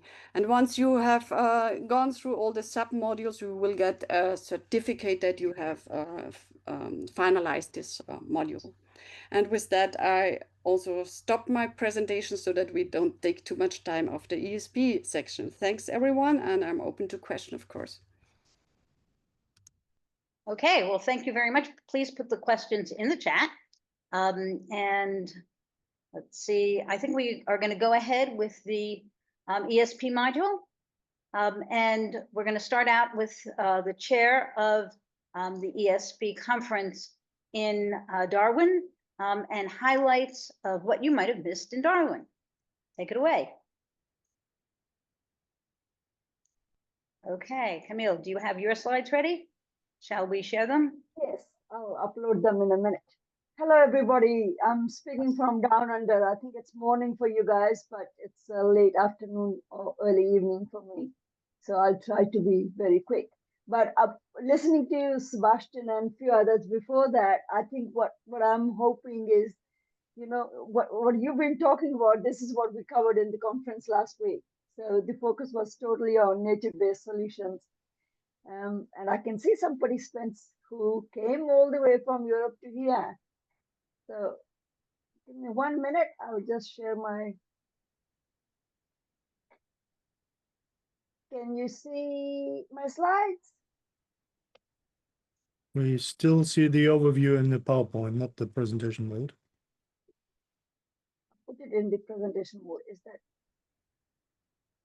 that in the presentation mode or not? Not yet. Alice? Not yet. Ah, okay. Okay, give me 1 minute. I'll stop sharing and I'll first put it in. Well, I probably can't do that. If I put it in the presentation mode, then I won't be able to see you guys and how I share it. What I can do.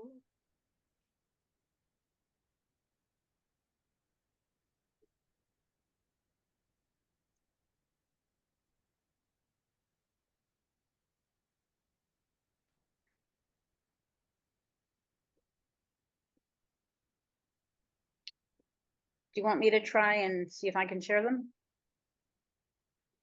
Yep, give me 1 minute. If this can be, like, I'm going to put it in slideshow. Is it coming or not? It looks good. Okay. Maybe I'll go ahead because don't want to waste too much time on this.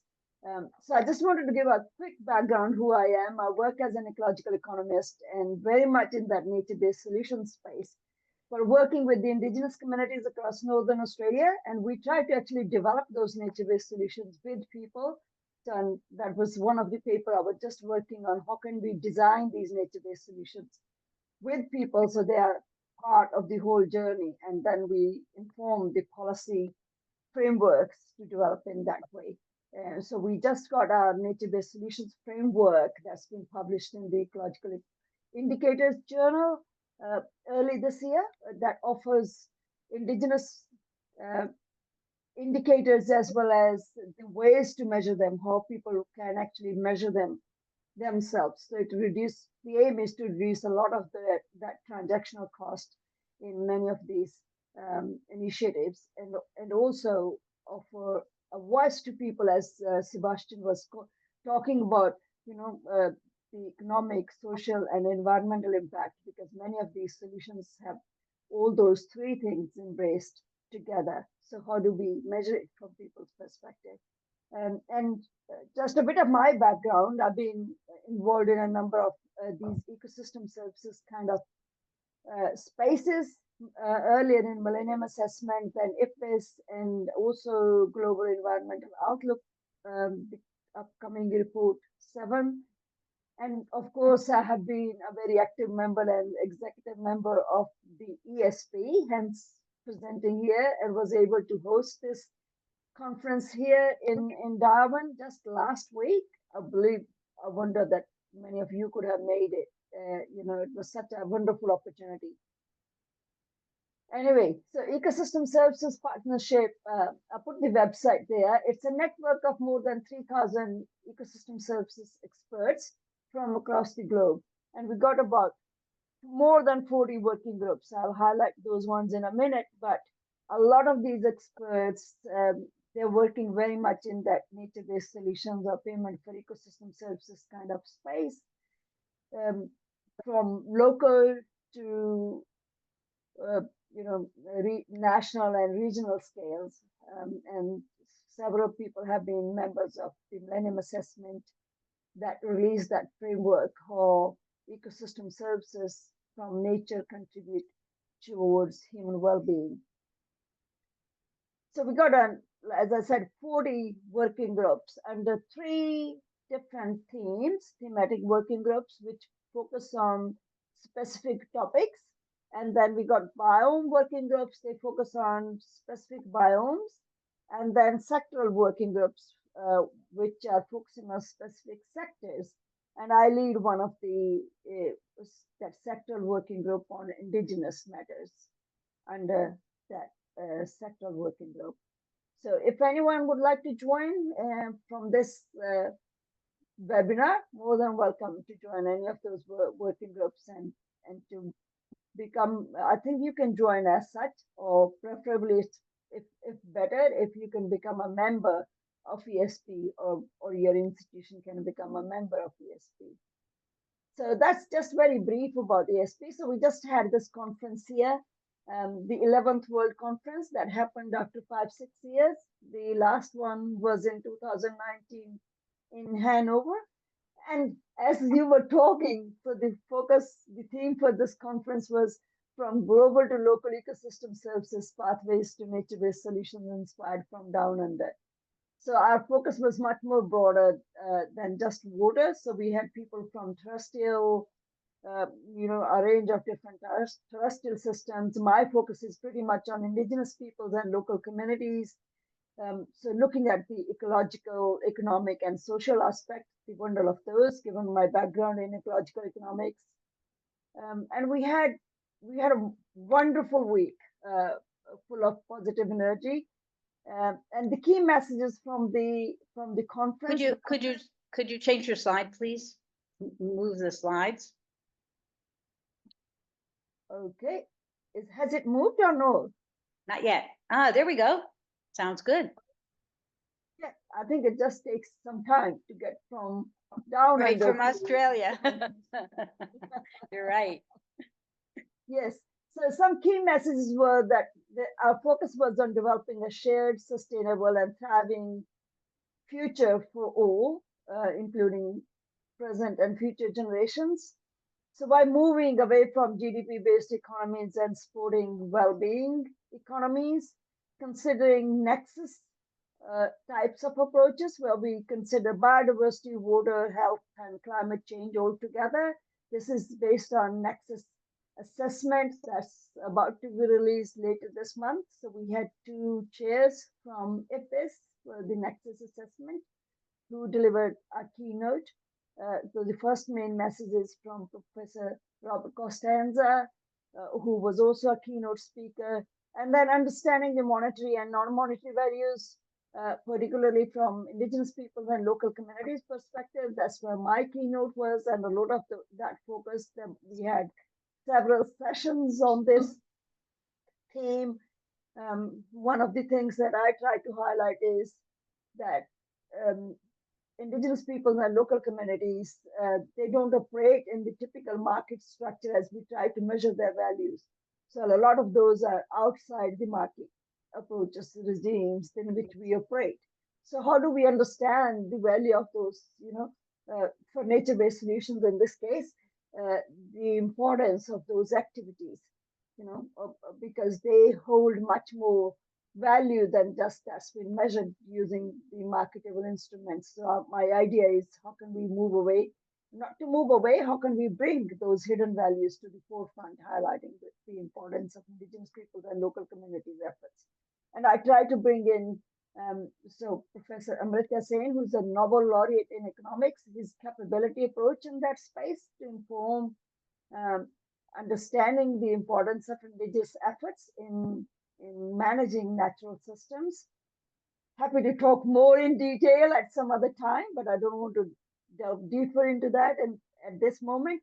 So, and our focus has been a number of presentations on developing sustainable, just, and equitable nature-based solutions for different types of ecosystems and different context settings. So, and informing and influencing policy, financial institutions through various channels. So one of them was a task force on nature-related financial disclosures, which is becoming kind of a mandate in Australia from next year onwards. And I hope it becomes the same at other places. So these are just some key messages that I could quickly pick up from the top of my mind to just for this webinar, but happy to talk in detail at some later stage. Any questions? Okay, well, thank you very, very much. And I think now we'll hear from some of the presenters in Darwin, and first from Lithuania. Oh, yes. Can you share your screen? I saw him there, yes. Thank you, Phyllis. Thank you, Kamalit. I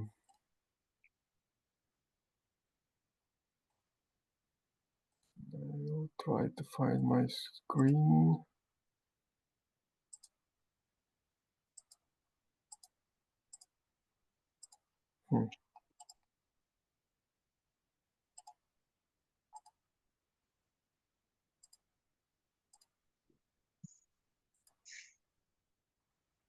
There we are. Whoops. Here it is now. Can you see the presentation mode? Yeah, perfect. Thank you. Thank you, dear hosts and dear colleagues, for having me here.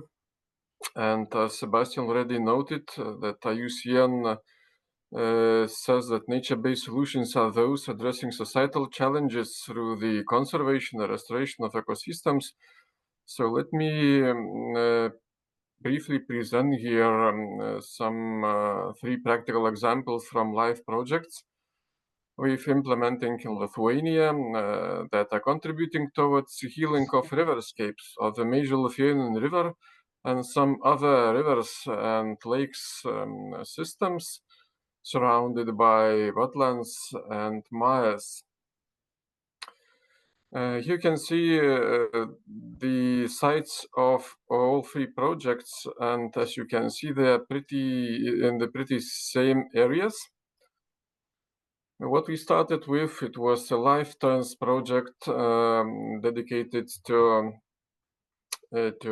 improve conditions for breeding of some terns of EU importance. by establishing a set of small islands in the rivers and lakes. With that, we succeeded to get a new and quite rare habitats for pollinators and pest control agents like solitary bees and wasps, as well as other migrating and breeding rare species of birds. Additionally, we get a very nice route for ecotourism. The main win-win situation we succeeded to get it was changing routine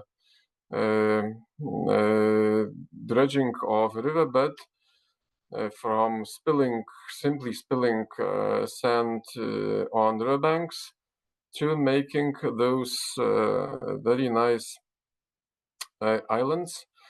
Here you can see the sets and where these islands are allocated. And here is a procedure of making those islets and some of them themselves. And what we get after the assessment, as that project we finished a year ago, after the assessment of ecosystem services, we realized that almost 30% of value was gained in comparison to main costs for riverbed dredging and for project implementation. With the next project, Life Climate, we went a bit further, managing vast areas, making them open and low grass for migrating species around the rivers. One of the target species was one of the most threatened species in the world, lesser white-fronted goose, which love namely opened areas, and they are staging in Lithuania during the migration route. And they need a good fodder, of course, for that, and good rest before wintering, and even more before breeding season in Norway. What we get for community here, it was because of this species is very rare. So now birdwatchers are flocking together with goose during the migration period, and local businesses like hostels and bars are now our best friends and the best friends for geese as well. You can see the main flyway of those geese, and these are pictures how habitats looks after the restoration. Third project we're implementing in the pretty same areas, and we have still a few years to go. Was another one trying to go to the most remote patches of those areas, and also making something very directly good for local farmers. As those areas having good habitats just not managed well are, as I said, quite remote, mowing by machinery or even restoring traditional farming is almost impossible there because of high costs. There are no infrastructure in there, and local farmers owning such a lands are thinking just about well, kind of wastelands they are owning. So what we tried to implement dealing with this challenge, we started several demonstrating beef cattle farms, extensive ones in those regions. And regarding the most remote patches, we established a mobile unit. You can see the areas and main changes. We established a mobile unit to bring those cows to the areas almost unreachable by other means. In the pictures on the left hand side, you can see the independent fencing equipment, transport means, and the hides. The breeds of cattle we use is mainly Angus. Maybe you know this breed is quite wild one and feels very comfortable in wild conditions and ensures very tasty meat actually and good calf. So with that, we could try to make not only good habitats for waders in those areas, but also start farmers using those areas in extensive way, having instead of very expensive dairy farms, quite profitable beef cattle farms here. Even in those wastelands they were thinking about before that. What worked well for us here, and it was already mentioned by some presenters before me, it is very important to diversify restoration management measures to achieve as high as possible quality and sustainability of that quality in target sets of habitats or ecosystems. Try to use complex measures for the same areas of impact. We could combine it with another bullet point that at least several years of consistent impact, it is important, well, not having just one project for 2 years in one place and then going to another, but if you could increase impact, it will work much better for the riverscapes. Try to reach transformative nature-based solutions or use them along with win-win results for community, for local businesses, and of course for nature. As all these complexes, like several years complex measures, involvement of local communities and businesses gives us a very nice opportunity to get local communities accustomed to those environmental measures, to get their understanding of ecosystem services value here. And this exactly starting from bottom-up approach, we can go further to local authorities and then to national ones to have this impact of complex measures. Thank you for your attention, and questions, or if there is no questions, so over to you, Mihai. Wonderful, thank you. I will take it over. Hopefully I will be as short as possible because I think we are late a little bit. I don't know if you can see my screen.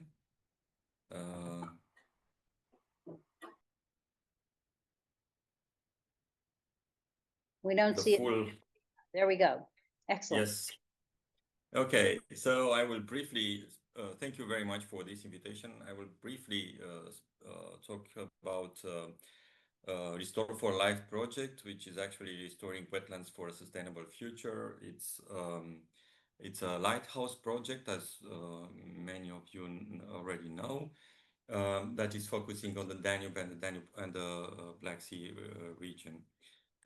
We are, let's say, we are 31 organizations included in this project, that it's actually running for 48 months. We passed already half of the duration of the project. And of course, we have also other national authorities and even local authorities on board of the project. Why Restore for Life? I think it's obviously wetlands are life supporting units alongside other type of ecosystems. And I think wetlands have been mostly impacted by huge transformations and pressures that have transformed the wetlands into farmlands, industrial zones, fish polders, transportation corridors. And there are a lot of emerging challenges for the remaining wetlands, as you can see here, from severe biodiversity loss to, I don't know, decreased fish production and in natural habitats and so on. There are a lot of other things happening, like, for example, the fact that actually all of these pressures and challenges are driving the entire system towards collapse. And this has a strong influence on human lives. And actually, this is what we are focusing on in Restore for Life. We are trying to understand how can we improve ecosystem services through wetland restoration. And so in the end, I think in the project we are designing this kind of wetland restoration decision support system. It's much more than that, because we are aiming actually to create a science support service in very much, as much as close to what is BioAgora constructing a science service, but also trying to migrate this tool, because in the end it will be a web platform that will be migrating towards new research infrastructures, like, for example, LifeWatch or ILTER, and hopefully will last longer than the project duration. I mean, this is our aim. But just to say some more things, we want to do this in co-creation and with the local and with the co-development of local stakeholders, and not only with local and national and even at European level, and also to involve local businesses. I think this is one of the key elements that we can bring these nature-based solutions using local businesses and integrate this into the platform. So we want to offer this next generation data analysis tool into the web platform. And for that, we are creating this digital wetland knowledge system. We want, of course, like all the other projects, including MERLIN, for example, to go for this holistic approach on restoration. And we are promoting participatory governance system. And I think this is something that we should aim in many of the projects. How we are doing this, we have 4 implementation sites, so sites where wetland restoration activities are being implemented during the project implementation. And we are also learning from other 6 monitoring sites in which already activities have been carried out. And now we are just seeing their effects and how to learn from their failures and or success. And I think this is something that we want to also to incorporate. This is the structure of the work packages. And you can see that central to this is the development of a long-term online restoration service for wetlands. And I think this is the things that we want to remain after the end of the project. And yeah, you can see VP2, for example, it's dealing with the empower stakeholders. VP3, demonstrate holistic wetland approaches. 4, dealing with business options, and VP5 with roadmaps and restoration plans for different associated regions. And of course, you have communication and management. These are our 7 perspectives of wetland restoration success. I think they were also approached in the previous presentations. We developed this at the beginning of our project, because I think it's good to have not only the restoration perspective, but also other type of perspective, like, for example, some societal and community engagement, governance and policy, adaptive management and monitoring, of course, communication, financial and business support, and climate adaptation perspective. So all of these perspectives are being taken care in Restore for Life, and we are actually incorporating them in our platforms. These are the restoration sites that we took into consideration on building our catalog of success and failures. But this is going to grow because we want to have the tool incorporated in our platform. So we will still collect data and information after the project ends. We also developed this roadmap for holistic wetland restoration. It's just a way to show how we are engaging with building the community of practice, with assessing sites and so on. And this is just one of the things that we want to implement in this, and how to empower the stakeholders. In the science service, we want to implement, and we are actually already started to build it. It's halfway to build this, and in September it will be actually the first release of the platform in September this year, where we want to implement these core functions from knowledge synthesis to data processing, business support, capacity building, roadmaps, empower stakeholders, and even managing requests for consultancy in restoration. And of course, we are also thinking how to implement this as a membership to see how we can move forward with this. This is the core platform structure and functions, and also the link with different research infrastructure that we want to migrate the platform at the end of this as a functional and long-lasting structure. These are some of the things that we are implementing, and we already implemented. This is, for example, the module for climate change, and you can see up to in the future how the different places in Europe, in the Danube Basin, will look like, and see what the impact will have on your wetlands, for example, if you want to see. This is the data cube that we will have. Then there are a lot of other things that we want to engage with the stakeholders, including, for example, citizen science framework and different apps that will be used for this in a form of a joint toolbox for environmental education and citizen science, also present on the website and on the platform.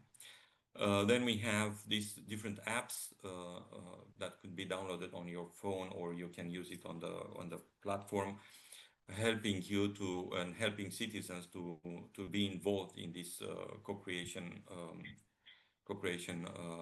environment. Yeah, and of course you can see that we are also discussing about mapping wetlands, rate functioning of the wetlands, and so on. And this could be part of the future decision support system. Yeah, and of course we have other web things that will be implemented as well. Then we have these holistic wetland restoration approaches, in which we are actually discussing how we can upscale this to bigger cases. And then we have different assessment indicators that we are actually developing in this moment, with links to Selina, for example, with Restore for Carbon, and other projects like EDES, and of course, hopefully with MERLIN. These are some of the ecosystem service indicators linked with CICES, because it's good to have them mapped using CICES so that everybody can use them if needed. Yeah, and of course we are using other tools that will be integrated in the platform as well, using, for example, Sentinel data or remote sensing data. The VP4 dealing with business options, this is something that we did a lot of meetings and a lot of engagement with local businesses in order to understand how local businesses can be involved in wetland restoration. Here you can see this pestle analysis done for all of our sites and for the accession sites. And of course, we are doing this review of methodologies for measuring and valuing biodiversity.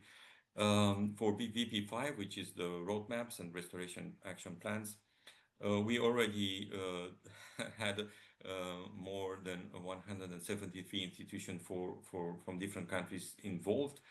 And we selected 5 sites to be included as associated regions. You can see them here. We already discussed with them. Everything is fine, and I think we will have very nice new sites. And this is our periodical newsletter, where you can find much more about the project and where we are in this moment. And thank you. Thank you very much. And now we're going to hear from a postdoc's view of what it was like in Darwin, I'm sorry, in Darwin. So Miguel? Yeah, I will just share my screen also.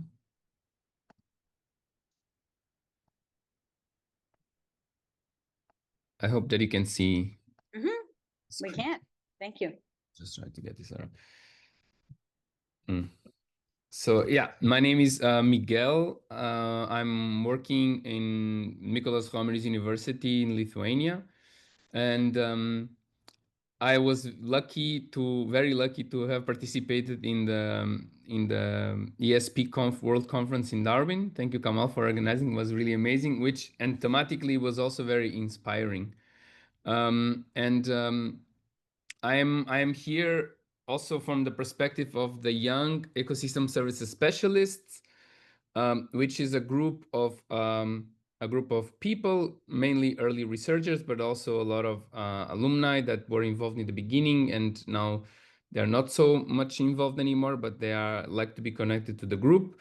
And basically, the idea of ESPs, of ESP, and within ESP, the YES, is to have a kind of an early career group of people that are interested in various topics related to ecosystem services, thematic groups. And within this group, there are many activities and working groups in which people can be connected and related to. Many of them are really interesting. Well, all of them are interesting, but some are more interesting. Like, for example, this journal and research group where we analyze papers and ask the authors to come.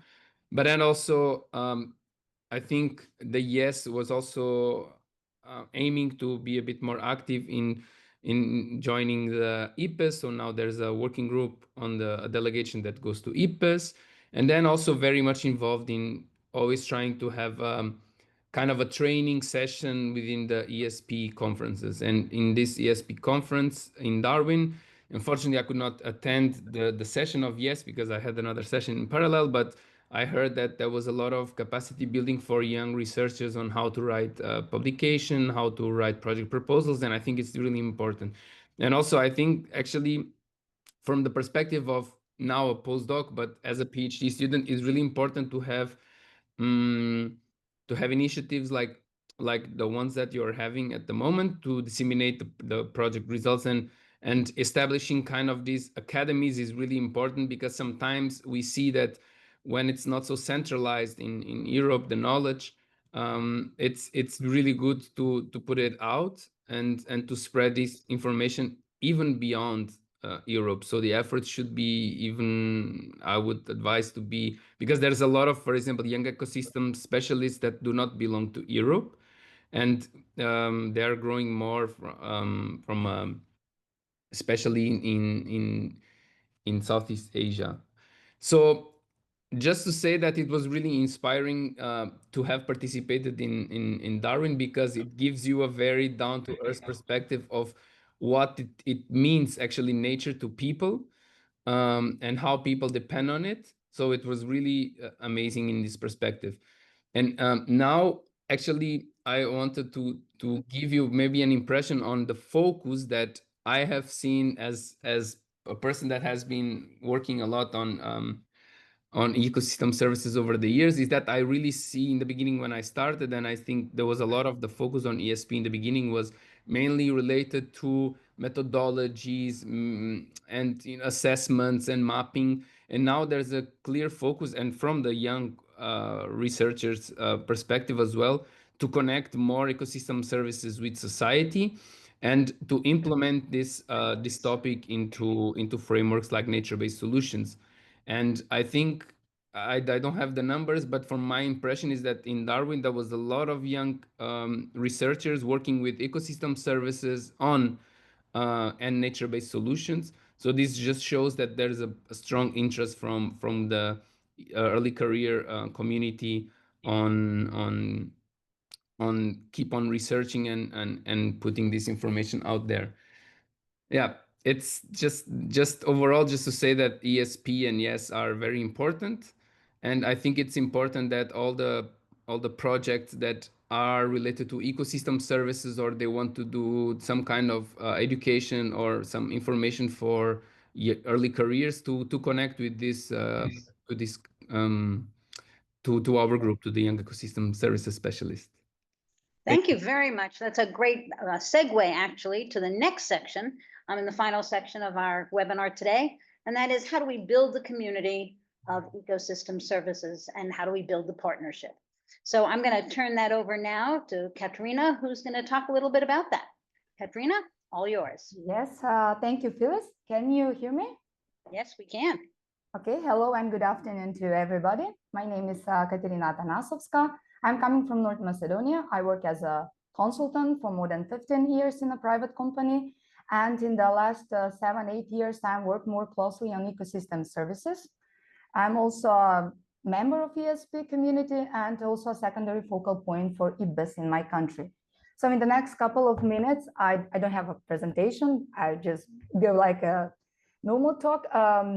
I will share with you how in Macedonia we introduce the concept of ecosystem services and how we are trying to or strive to integrate it more and more into decision making, policy making, and so on. So everything started a couple of years ago within a project, Nature Conservation Program. It was a SDC supported project where we started to promote the concept of ecosystem services following the MICE operational framework, which means that we were doing the mapping of ecosystems on national level, assessing their condition, then assessing their capacity to provide ecosystem services, and so on. But when you are when you're promoting some new concepts in countries like North Macedonia, then it's very important to strengthen this practice policy interface. And we realized that one of the main threats to strengthen this policy is actually the capacity building of different stakeholders. So we decided to really focus on building capacities and raising awareness about the importance of this concept to different stakeholders in order for them to use the results that we were going to achieve within the project that I mentioned before. So we've developed, we identified all of the stakeholders within our country from national to local level that are somehow connected to this concept.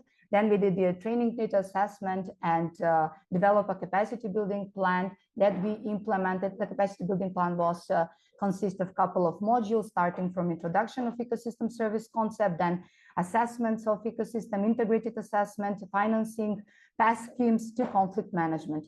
So actually we have involved around 38 participants from 35 different stakeholders: ministries, public enterprise for forest and pastures, inspectorate, management bodies of protected areas, municipality, forest police, private forest owners, NGOs, and so on. And through 1 year, we conducted this kind of a training. And actually, at the end of the training, it was the idea of the participants to establish some kind of a non-formal network. And this is how we produce this national network of ecosystem services in our country. It's a non-formal network, but actually the idea is, the long-term vision is to become more like a community of practice, where they're going to develop jointly projects, share experience, share knowledge, because up to now it's only sharing information which are related to ecosystem services, but also biodiversity conservation. But what came afterward this training, not only that they expressed their interest to establish this kind of non-formal network, but also that they started to integrate what they have learned on this training into their daily work. And that resulted in the different activities. I will mention a couple of them. For example, payments of ecosystem services is a very popular, nowadays very popular financing mechanism in our country, because especially for the protected areas, because they are lacking finance from the country, which is not a situation, I suppose, in some of the development countries. So they are focusing on alternative financing mechanisms. So PASS is very popular in recently, and now the Ministry of Environment is trying to put PASS in the new law nature as obligatory mechanism. Previously, it was just mentioned. Now it's going to be more obligatory. This law on nature is under intersectoral communication. Also, the different assessment of ecosystem services are getting more focus in the new law on forestry, which is also under intersectoral communication. The ecosystem services have been integrated in the strategy for nature, which is part of the new national spatial plan that is also under preparation. It's interesting that ecosystem services and assessment of ecosystem services have been started to be more included in the studies for valorization for the newly designated protected areas. Even that is not a law obligatory by the law, but there is an interest from those who are applying for protected areas process, but also from the ministry support to integrate ecosystem services, not only in the study for valorization, but also in the management plans, integrating assessment of ecosystem services and also PASS scheme. Some of the NGOs that were part of this training have started to use different assessment of ecosystem services within their projects, and starting developing projects which are focused on ecosystem service assessment. For example, there is one going study for valorization for one wetland in our country. I mean, it's already completed the study for valorization for one wetland, and they were using TESA toolkit for as a supporting document toward this study for valorization. And also within this informal group, we were discussing about developing some kind of a policy recommendation. So every institution to identify places where this the concept and different tools and different assessment can be integrated with their work. And we are planning to submit this policy recommendation to the government to be more official. I think that this kind of communication and dissemination of results and sharing experience and more promoting of the concept of ecosystem services is somehow easier in Macedonia because we are a small country and we know each other. This society, we know each other, is the same people who are dealing with nature conservation, with forestry, with agrobiodiversity, agroforestry, and so on. But I think that but we still have low capacity, especially on local level, these municipalities. Now we finished one project that was about economic assessment, but economic assessment of ecosystem services on a local level. But we are working on increasing their capacities and trying to integrate these results into local documents, such as local economic development plan, local environment action plan, and so on. But I think that what we are missing is more on a regional level. I mean, we are communicating with people from Bulgaria and Greece because they are very advanced in this topic, and they were helping us during the implementation of the training. Also, for example, when Selina project has started, they invited us in Bulgaria on their kickoff meeting and so on. But actually, this regional cooperation is still a little bit vague and need to be empowered and enhanced in future. Great. That's why I'm saying this. So maybe some of you we will try to initiate. And okay, regarding the restoration, just one more thing to mention: we don't have some large-scale restoration projects in our country, but there are some ongoing calls for restoration projects where it will be good to see how the ecosystem service assessment can be used in order to define tailored restoration measures. But this is something for the future. However, me and my colleagues are constantly coordinating local stakeholders on different levels within this concept, trying to inform them, trying to include them, and trying to promote new tools and assessments. So thank you very much. I think that I stick to the time. Thank you. Thank you very much, Katerina. That's a really interesting story about developing the community. And of course, that's what we're all here about. And that's what our showcases and Merlin and all of our projects are focused on, building that capacity. And one way, of course, is publishing. So let me turn it over to you, Eva. I'm afraid I'm kind of running a little bit late, so I hope you don't mind if we extend a little bit. I hope you'll stick with us. Thank you very much for this swift introduction. I'm gonna first, I would like to thank for the invitation. I'm really proud to be here shortly after our attendance in Darwin. And also thanks about your earlier presentation. Wonderful to hear about these projects. As some of you might know, we're Pensoft is ourselves a member of multiple projects in the same domain, so we feel you. Actually, I'd like to follow up on after this to offer some more help in sharing your results in another scholarly method. So am I sharing my screen yet? Not really, I think. So to cut this short, I'm going to use my presentation to bring scholarly publishing to the table today, drawing on the experience with our One Ecosystem journal. Because in our view at Pensoft, journals are not merely a website, it's a powerful tool to prompt collaboration and to build a community around this matter. So, but before I jump to the point, I'd like to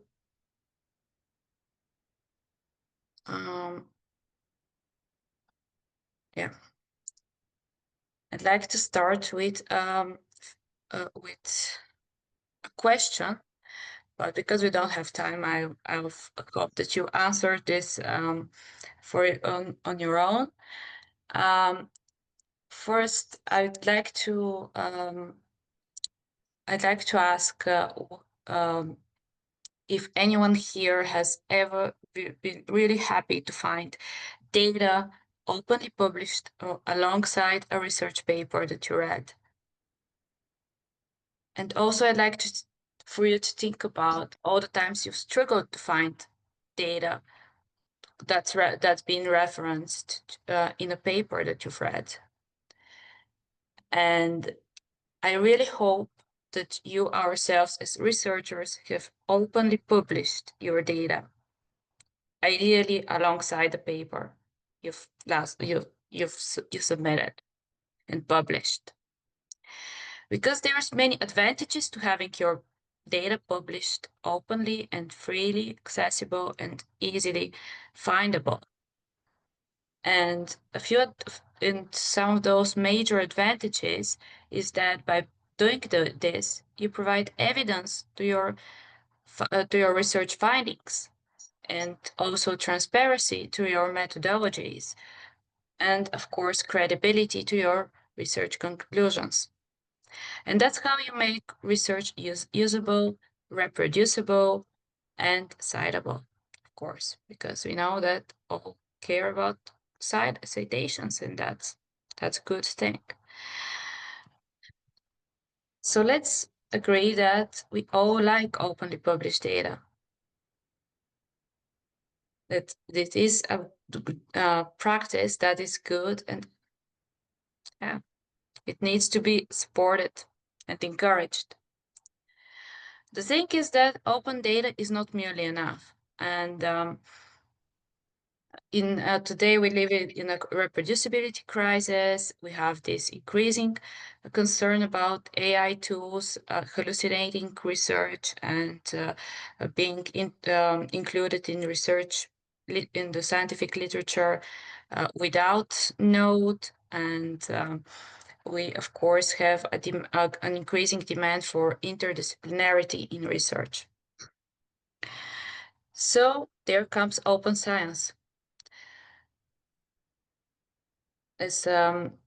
And what we mean by open science is that when you have free and open access to research outputs that, of course, consist of data and research articles, but also extend to software, models, policy recommendations, and case studies, because these are all valuable parts of the research outputs out there. And at Pensoft, we know that scholarly publishers have a role in this. And it is to a great extent our own responsibility to make sure that more interdisciplinarity and collaborations are possible because more and more researchers share their research outputs beyond research, final research papers, because this is how you prompt more transparency, as I said. So people are more able to elaborate and build on each other's work. And to zoom in a bit on what we mean by publishers having a role in this open science endeavor and data publishing also, is to bring you back to 2011 when Pensoft became the first publisher to introduce the data paper format into scholarly into biodiversity science. And what data paper is, in a nutshell, is when you have your raw biodiversity data and turn it into conventional scholarly publication in a formal or peer-reviewed scientific journal, where it is complete with metadata and narrative. And one of the reasons to publish a formal publication, whenever you have full data set that is judged to be of use to the wider research community, is that you make your data more credible, because now that it is part of formal research literature, it means that it has undergone rigorous peer review, and that it is permanently findable and citable, because it is now accessible from a range of scientific literature databases, and it also placed into context through narrative, as opposed to having a data set just uploaded on some specialized platform. As part of scholarly paper, you have this narrative, which is context. And of course, it is compliant with further policies and requirements, because this is what funders require. They require for formal publication that is permanently findable, and therefore ensures the longevity of research that they have funded. Another way to support scientists in their data publishing and endeavors is through mandatory data audit, which we have integrated in our submission workflow before even the review stage, which means, and what our data audit is having a professional human expert that goes through the data set of all papers, of all data sets submitted alongside the data paper in a range of journals, and ensures and flags any potential errors that would later on make this data set unreadable and unusable. We have also developed an import feature seen in our authoring tool, also available in many journals of ours, where you can actually import a whole data set, and where it will be at a click of a button, it will become a part of a data paper manuscript, so that an author's role would be to add narrative and title to their paper, but not worry about the data set itself. And because I've said already biodiversity, you are probably thinking of how about the field of ecology and sustainability in itself. Well, this means that I will bring you a few years later to what I talked just now, and we'll go to 2016 when we launched the One Ecosystem Journal. As a modern outlet, open access, peer-reviewed academic outlet that would address a niche in ecological and ecosystem research, but we'll also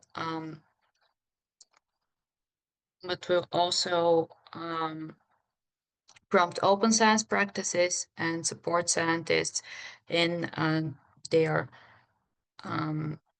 sharing of results in a way that they are more transparent and more usable and prompt collaboration down the road. As such, one ecosystem has an extensive scope. This is only part of the topics that are covered by the journal. As you can see, it extends to really to topics that, especially at the time of the launch of the journal, were quite emerging. And and even today, we are regularly reviewing the scope of our journals to make sure that they follow the trends and needs and wants of the community.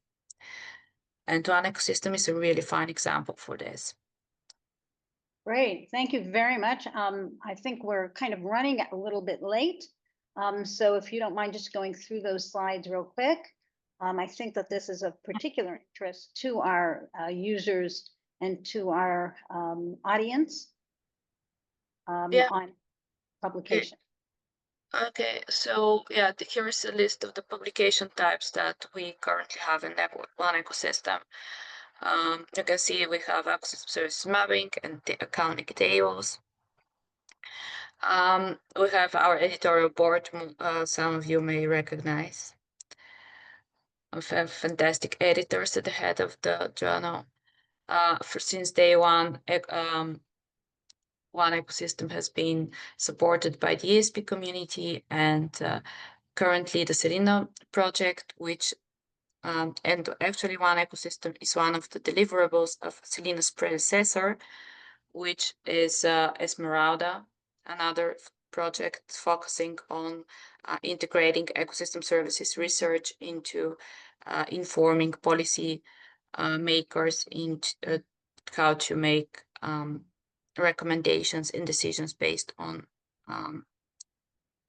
real scientific evidence. To submit in One Ecosystem today, if you submit to One Ecosystem, you use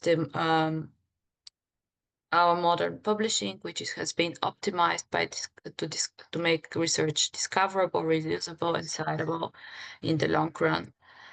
And you can rest assured that it is that the editorial process will have upheld to the best of standards, and science published with us will also enjoys dedicated communication efforts. We promote every single paper in our journals, and also work with authors on their publicity and reach out to the news media.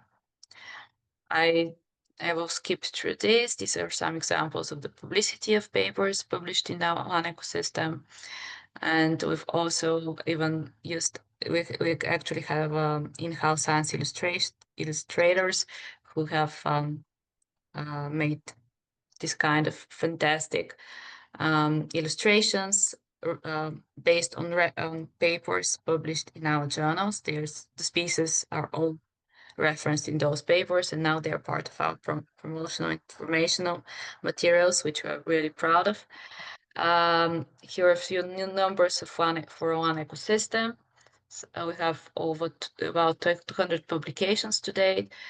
The journal is indexed in Web of Science and Scopus. It only takes about 90 days for a paper submitted to One Ecosystem that has been accepted for publication to go published. And we also have a discount on the APCs at the journal for ESP members this year. And this, because many people ask about metrics, we are happy to report that our latest metric of one ecosystem is 4.0, which places the journal in Q1 in all 5 categories. It has been indexed at its Scopus. Great. Okay, well, thank you very much. I don't want to leave without the opportunity to hear a little bit about next year's ESP conference. And so, Davina, I know you've been patiently waiting for your turn, and I'm sorry it's so late. We got started a little bit late, but I know that there are people online who really want to hear about what to do for next year. So it's your turn. If you'll stop sharing, Eva.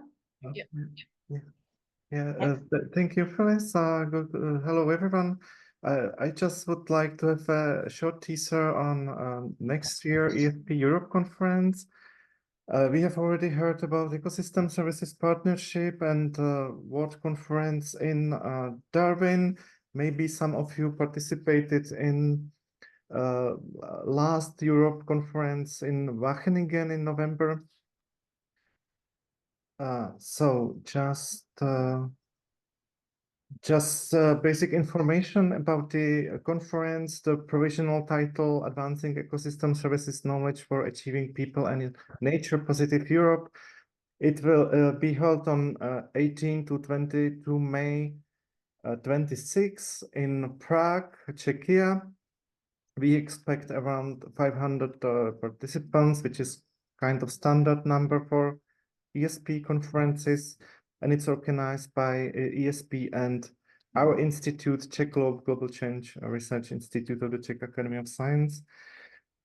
So concerning the conference program, it is some standard composition of ESP conferences. There will be some pre-conference trainings. There will be plenaries and keynote scientific sessions, which are usually around 50, exhibition and poster sessions. So what's maybe important to highlight is that we are planning special sessions on ecosystem services national network and communities of practice, following, for example, a Selena project, which was already mentioned, and we also plan a special session on ecosystem services in life projects. So we would like to, because this conference is also partly co-financed by our integrated life project called One Nature. So if you have some interesting results or activities in your life projects, we would like to also encourage you to submit some contributions. Of course, there will be some hopefully nice social program and excursions. The venue, the welcome will be in historical building of Charles University, which is, I think, quite attractive in the city center of Prague. And then we will move to Quebec's conference center for sessions and plenaries. And so what you can do or how you can be involved. Call for sessions will be announced soon. During the next week. So of course you can submit a session proposal. Then of course you can submit abstract to accepted sessions. You can submit poster. Of course, we would like to encourage especially young professionals and early career researchers, as was already mentioned, this YES network, to submit sessions, proposals, abstracts, and posters.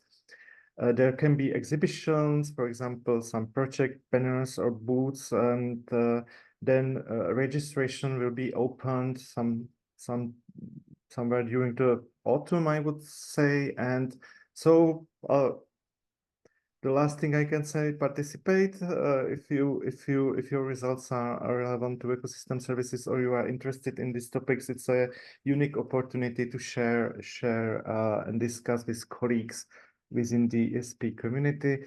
There is a website where there will be announced all updates and news. And if you have some questions, you can contact our organization team or ESP team.